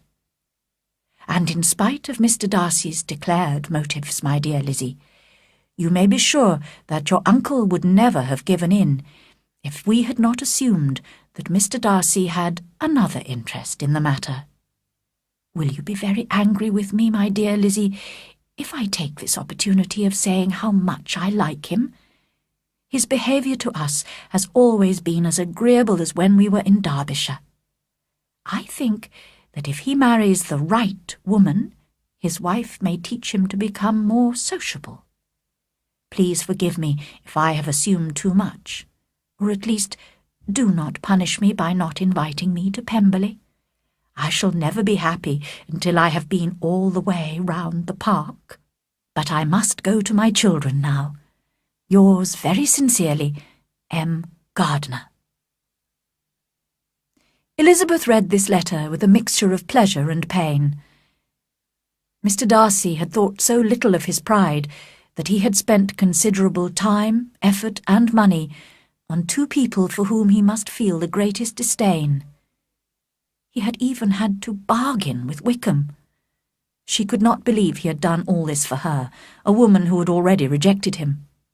But the fact remained that she and her family owed him everything. How bitterly she now regretted criticising and mocking him in the past. She was ashamed of herself, but she was proud of him, proud that in a matter of honour he had been able to conquer his own pride. She was even rather pleased, if a little regretful, that her aunt and uncle had felt sure that there was mutual affection between Mr. Darcy and herself. Mrs. Bennet was quite depressed when Lydia and Wickham left Longbourn to travel north to Newcastle. But soon Mrs. Phillips brought the happy news that Mr. Bingley was expected to return to Netherfield in a day or two, and Mrs. Bennet became very excited. She made preparations to invite him to dinner, and counted the days that must pass before she could send the invitation. However, on only the third morning after his arrival, she caught sight of him from her bedroom window, riding towards Longbourn House with another gentleman, also on horseback. "Girls, quickly!" she cried. "Mr. Bingley is coming! And who's that with him? It must be Mr. Darcy, that tall, proud man. Well, as he is Mr. Bingley's friend, we must be polite to him, but I must say I hate the sight of him." Both Jane and Elizabeth felt uncomfortable and sympathised with each other. Jane was nervous about meeting Bingley again and determined not to show her feelings. Elizabeth was uneasy at the thought of seeing Darcy, as she was the only one who knew how much the whole family owed him in spite of their general dislike of him. She was astonished that he had come to see her, and for a moment she allowed herself to hope that his affection and wishes might still be the same. She was disappointed, however, by the visit. Mr. Darcy said scarcely anything to her, and appeared more thoughtful and less anxious to please than in Derbyshire. She wondered bitterly why he had come. In addition, she was highly embarrassed by her mother's behaviour. With flattering smiles, Mrs. Bennet concentrated all her conversation on Mr. Bingley, while throwing the occasional unpleasant remark in Mr. Darcy's direction. The only positive effect of the gentleman's visit was the way in which Jane's charm and beauty appeared to excite Mr. Bingley's admiration all over again, which Elizabeth was relieved and delighted to see. The Bennet family did not see the two gentlemen again until Tuesday, when they came to dinner at Longbourn. It was a great pleasure to Elizabeth to watch Bingley sitting beside Jane and talking happily to her, but this was the only enjoyment she gained from the party. Mr. Darcy was unfortunately sitting a long way from her, next to Mrs. Bennet. Elizabeth could see how seldom they spoke to each other, and how cold and formal their behaviour to each other was. She would have given anything to be able to tell him that his kindness was appreciated by at least one of the family. All through the long dinner, she desperately hoped there would be an opportunity for her to have some real conversation with him later. But the evening passed without any more than a short exchange of politeness between them, and Elizabeth lost all hope of immediate happiness. 2 days after this, Mr. Bingley called at Longbourn House again. This time he was alone, as Mr. Darcy had gone to London. He sat with the ladies for over an hour, talking cheerfully and agreeably to them. He came the next morning, and again in the evening. Mrs. Bennet took every opportunity to leave him alone with Jane, by calling her other daughters out of the room for some reason or other. She was hoping to encourage him to propose, but in spite of her efforts, Bingley remained charming and agreeable and unattached. But on the third day, Bingley came in the morning to go shooting with Mr. Bennet. He stayed for lunch, and was still there in the evening. And when Elizabeth entered the sitting-room unexpectedly, to her surprise, she saw Jane and Bingley standing close together near the fire. They turned hurriedly when they heard her, and moved awkwardly away from each other. Bingley whispered something to Jane, and ran out of the room. Jane could not keep her secret from her sister, and kissing her cried, "I am the happiest creature in the world. Oh, Lizzie, I do not deserve this. Why isn't everybody as happy as I am?" Elizabeth congratulated her sister most warmly and sincerely. At last, she thought, the end of all Mr. Darcy's anxious advice, the end of all Caroline Bingley's lies and plans, the happiest, wisest, most reasonable end. "I must go and tell my mother," continued Jane, "as he has just gone to ask my father's permission. Oh, Lizzie, what happiness!" It was a joyful evening for all of them. Jane looked more beautiful than ever, and Bingley was clearly very much in love. Mrs. Bennet could not say enough to describe her delight, although she talked of nothing else all evening, and Mr. Bennet was evidently very pleased. Before the two eldest sisters went to bed that night, Elizabeth listened willingly to Jane's long description of Bingley's good qualities. At the end, Jane added, "Oh, Lizzie, if only I could see you as happy as I am. If only there were another man like Bingley for you." "Dear Jane, I can never be as happy as you, because I'm not as good as you. No, let me find my own husband. Perhaps if I'm very lucky, I may meet another Mr. Collins one day." The engagement was not kept a secret for very long. Mrs. Bennet whispered the news to Mrs. Phillips, who told all her neighbours in Meryton. Everybody soon agreed that the Bennets were the luckiest family in the world, although only a few weeks before, when Lydia had run away, they had been considered the most unfortunate. Chapter 12. Elizabeth and Darcy. One morning, about a week after Bingley had proposed to Jane, a carriage arrived outside Longbourn House. Elizabeth, Kitty, and their mother were in the sitting-room, when suddenly the door was thrown open and their visitor entered. It was Lady Catherine de Bourgh. They were all extremely astonished. Mrs. Bennet, flattered to have such an important visitor, received her with great politeness. After sitting for a moment in silence, Lady Catherine said very stiffly to Elizabeth, "I hope you are well, Miss Bennet. That lady, I suppose, is your mother, and that, I suppose, is one of your sisters." Elizabeth replied that she was correct in thinking so. Lady Catherine rose and said, "I would like to have a walk in your garden, Miss Bennet, if you would accompany me." "Oh, go, my dear," cried Mrs. Bennet. "Show her ladyship the different walks. I'm sure she will like them." As they passed through the hall, Lady Catherine opened the doors into the different rooms, looked in, and declared them to be reasonable-looking rooms. They went into the garden in silence. Elizabeth was determined to make no effort at conversation with a woman who was being more than usually rude and disagreeable. Lady Catherine began speaking when she was sure they were alone. "You must know, Miss Bennet, why I have come." Elizabeth looked surprised. "Indeed, you are mistaken, madam. I have no idea why you are honouring us with a visit." "Miss Bennet," replied her ladyship angrily, "however insincere you may be, you shall not find me so. A most alarming report reached me 2 days ago. I was told that you, Miss Elizabeth Bennet, would soon be engaged to my nephew, my own nephew, Mr. Darcy.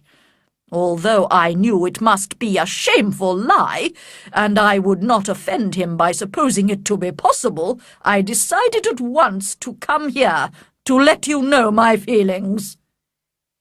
"If you believed it to be impossible," said Elizabeth with disdain, "I wonder why your ladyship took the trouble of coming so far." "I came to insist on having this report contradicted. Tell me, is it true?" "Your ladyship may ask questions which I shall not choose to answer." "This is too much. Miss Bennet, I insist on an answer. Has my nephew made you an offer of marriage?" "Your ladyship has declared it to be impossible." "It ought to be impossible, but your skilful charms may have made him forget, in a moment of foolishness, what he owes to himself and his family. You must tell me. I am almost his nearest relation, and I have a right to know his plans." "But you have no right to know mine." "Let me speak plainly. This marriage, which you dare to hope for, can never take place, because Mr. Darcy is engaged to my daughter. His mother and I planned their marriage when they were still children. They are an ideal couple, both from respectable, honourable, ancient families with an excellent fortune on both sides. What can possibly divide them? The desperate ambitions of a young woman without family, connections, or fortune? It cannot be. And I warn you, Miss Bennet, if you marry him, do not expect to be noticed by his family or friends. Your name will never even be mentioned by any of us. These are heavy misfortunes, but the wife of Mr. Darcy must necessarily be so happy that she could not regret her marriage. Obstinate girl! Tell me, are you engaged to him? Elizabeth could not avoid saying, after a moment's thought, "I am not." Lady Catherine seemed pleased. And will you promise me never to enter into such an engagement?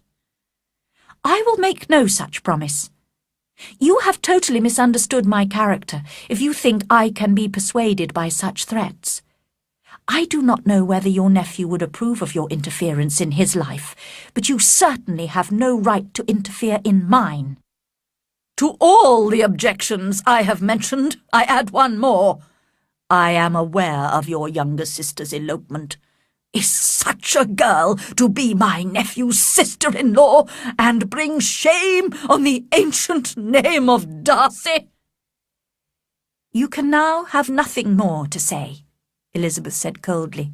You have insulted me in every possible way. She rose and started walking back to the house. Lady Catherine also rose and walked with her. Unfeeling, selfish girl, so you are determined to have him? I have not said that. I am only determined to do what, in my opinion, will bring me happiness without reference to you. Do not imagine, Miss Bennet, that you will ever achieve your ambition. When they arrived at her carriage, she added, I send no compliments to your mother. You do not deserve such politeness. I am most seriously displeased. Elizabeth did not answer and entered the house, while Lady Catherine drove away in her carriage. She had to tell a little lie to her mother to explain Lady Catherine's unexpected visit and speedy departure, and then she shut herself in her room to consider what it all meant. Perhaps the Collinses had imagined, after the news of Jane's engagement to Bingley, that Darcy might marry her. They must have told Lady Catherine, who had made a special journey to Longbourn in order to break off this supposed engagement. Elizabeth began to feel depressed. If, as seemed likely, Lady Catherine now went straight to London to talk to her nephew, she might easily convince him of the inferiority of Elizabeth's social position. He would probably feel that his aunt's objections, which to Elizabeth appeared laughably weak, contained much common sense.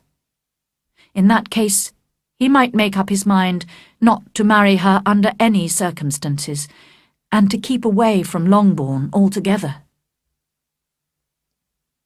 The next morning, Mr. Bennet called Elizabeth into the library. In his hand he had a letter which he had just received. Lizzie, I did not know I had 2 daughters about to be married. I congratulate you on a very important conquest. Elizabeth blushed, thinking that Darcy himself had written. You seem to know what I mean, but I think even you will not be able to guess your admirer's name. This letter is from Mr. Collins, and he first congratulates me on Jane's engagement, of which the gossiping Lucases have told him. Apparently the Lucases also think that my daughter Elizabeth might soon be marrying one of the great gentlemen in the country, Mr. Darcy, in fact. Now, Lizzie, I think I have surprised you. Could he have chosen anyone we know as a more unlikely husband for you?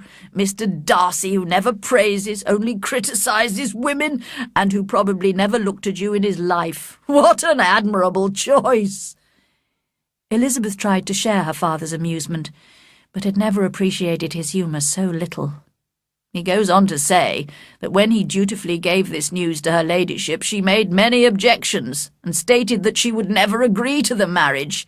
He kindly gives us this information, he says, to prevent his cousin Elizabeth and her admirer from rushing into a marriage not approved by their families. Well, Lizzie, what do you think of that? I do enjoy Mr. Collins's letters, and I am delighted the Lucases thought of Mr. Darcy. His perfect indifference to you and your strong dislike of him make it so extremely amusing. Don't you agree? Elizabeth had great difficulty in pretending to be amused by the letter. It was necessary to laugh, when she would rather have cried.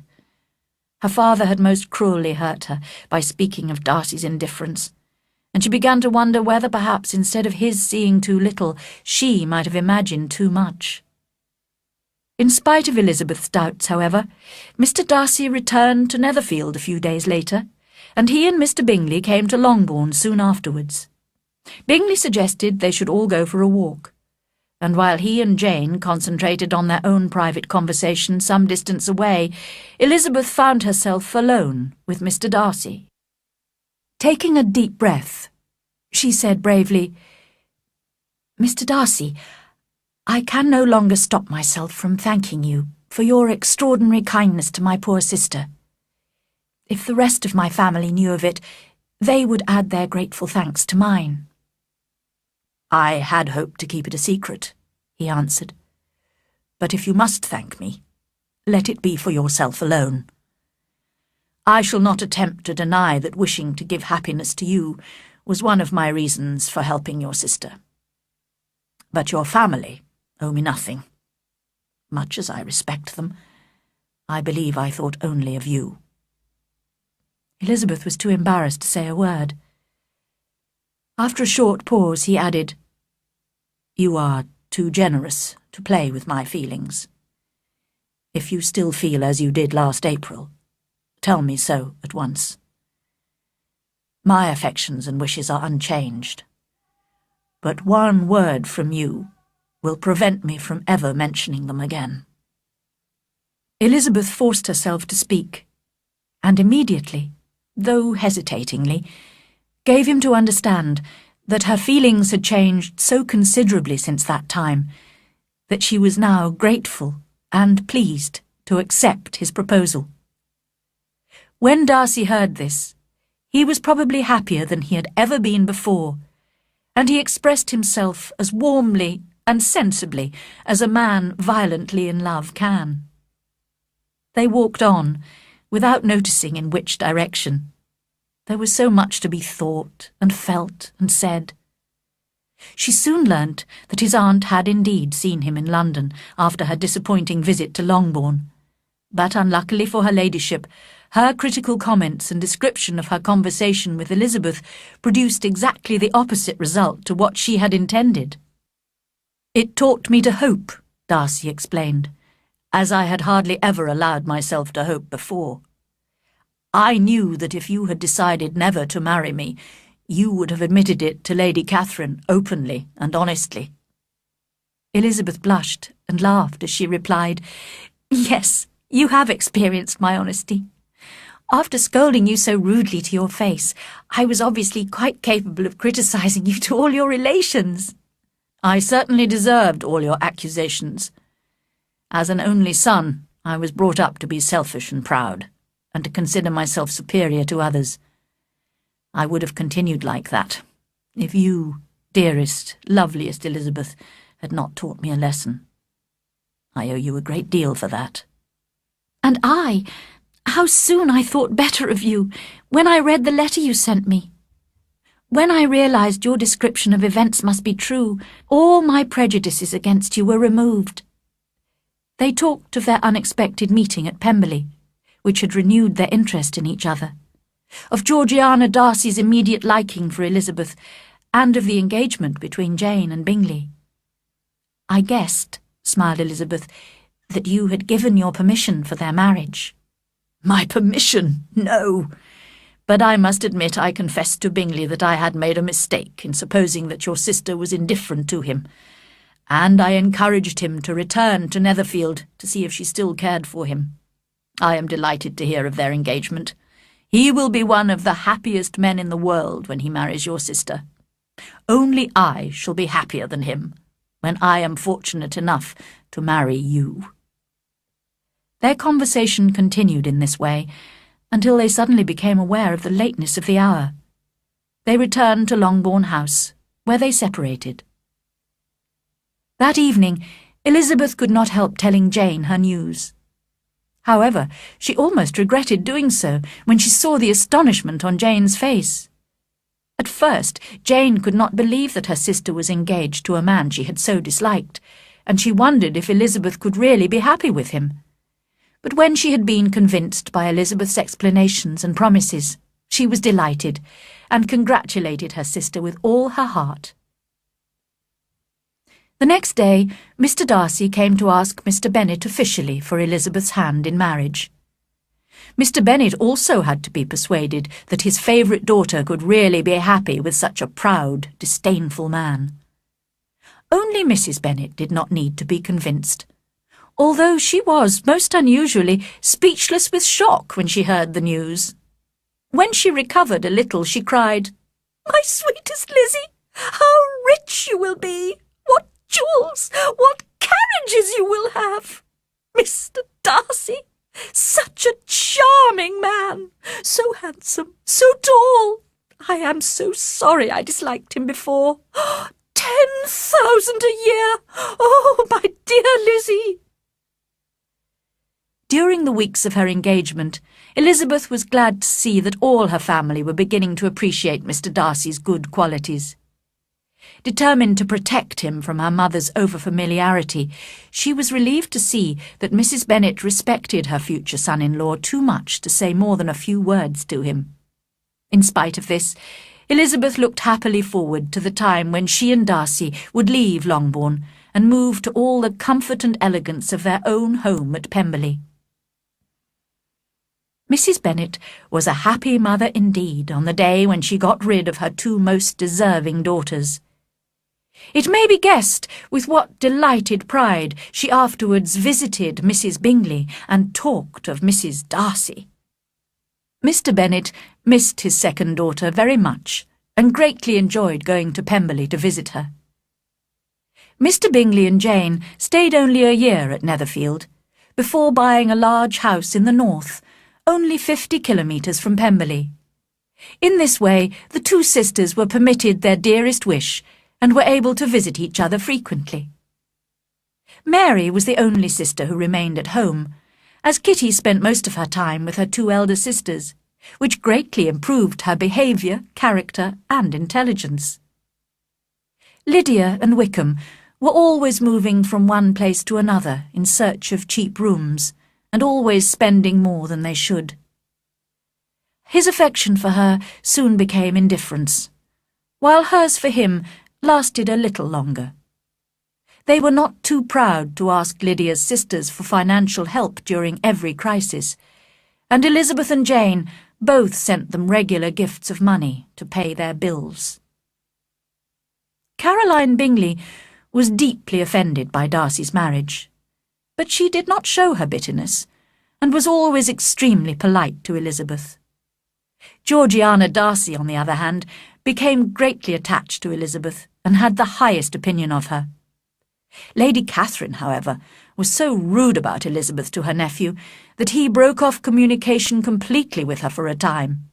In the end, Elizabeth persuaded him to forgive his aunt, who eventually forgot her pride enough to visit them at Pemberley. There remained a close relationship between the Darcys and the Gardiners. Darcy and Elizabeth were both warmly grateful to the two people who, by inviting her to Derbyshire and taking her to visit Pemberley, had brought them together.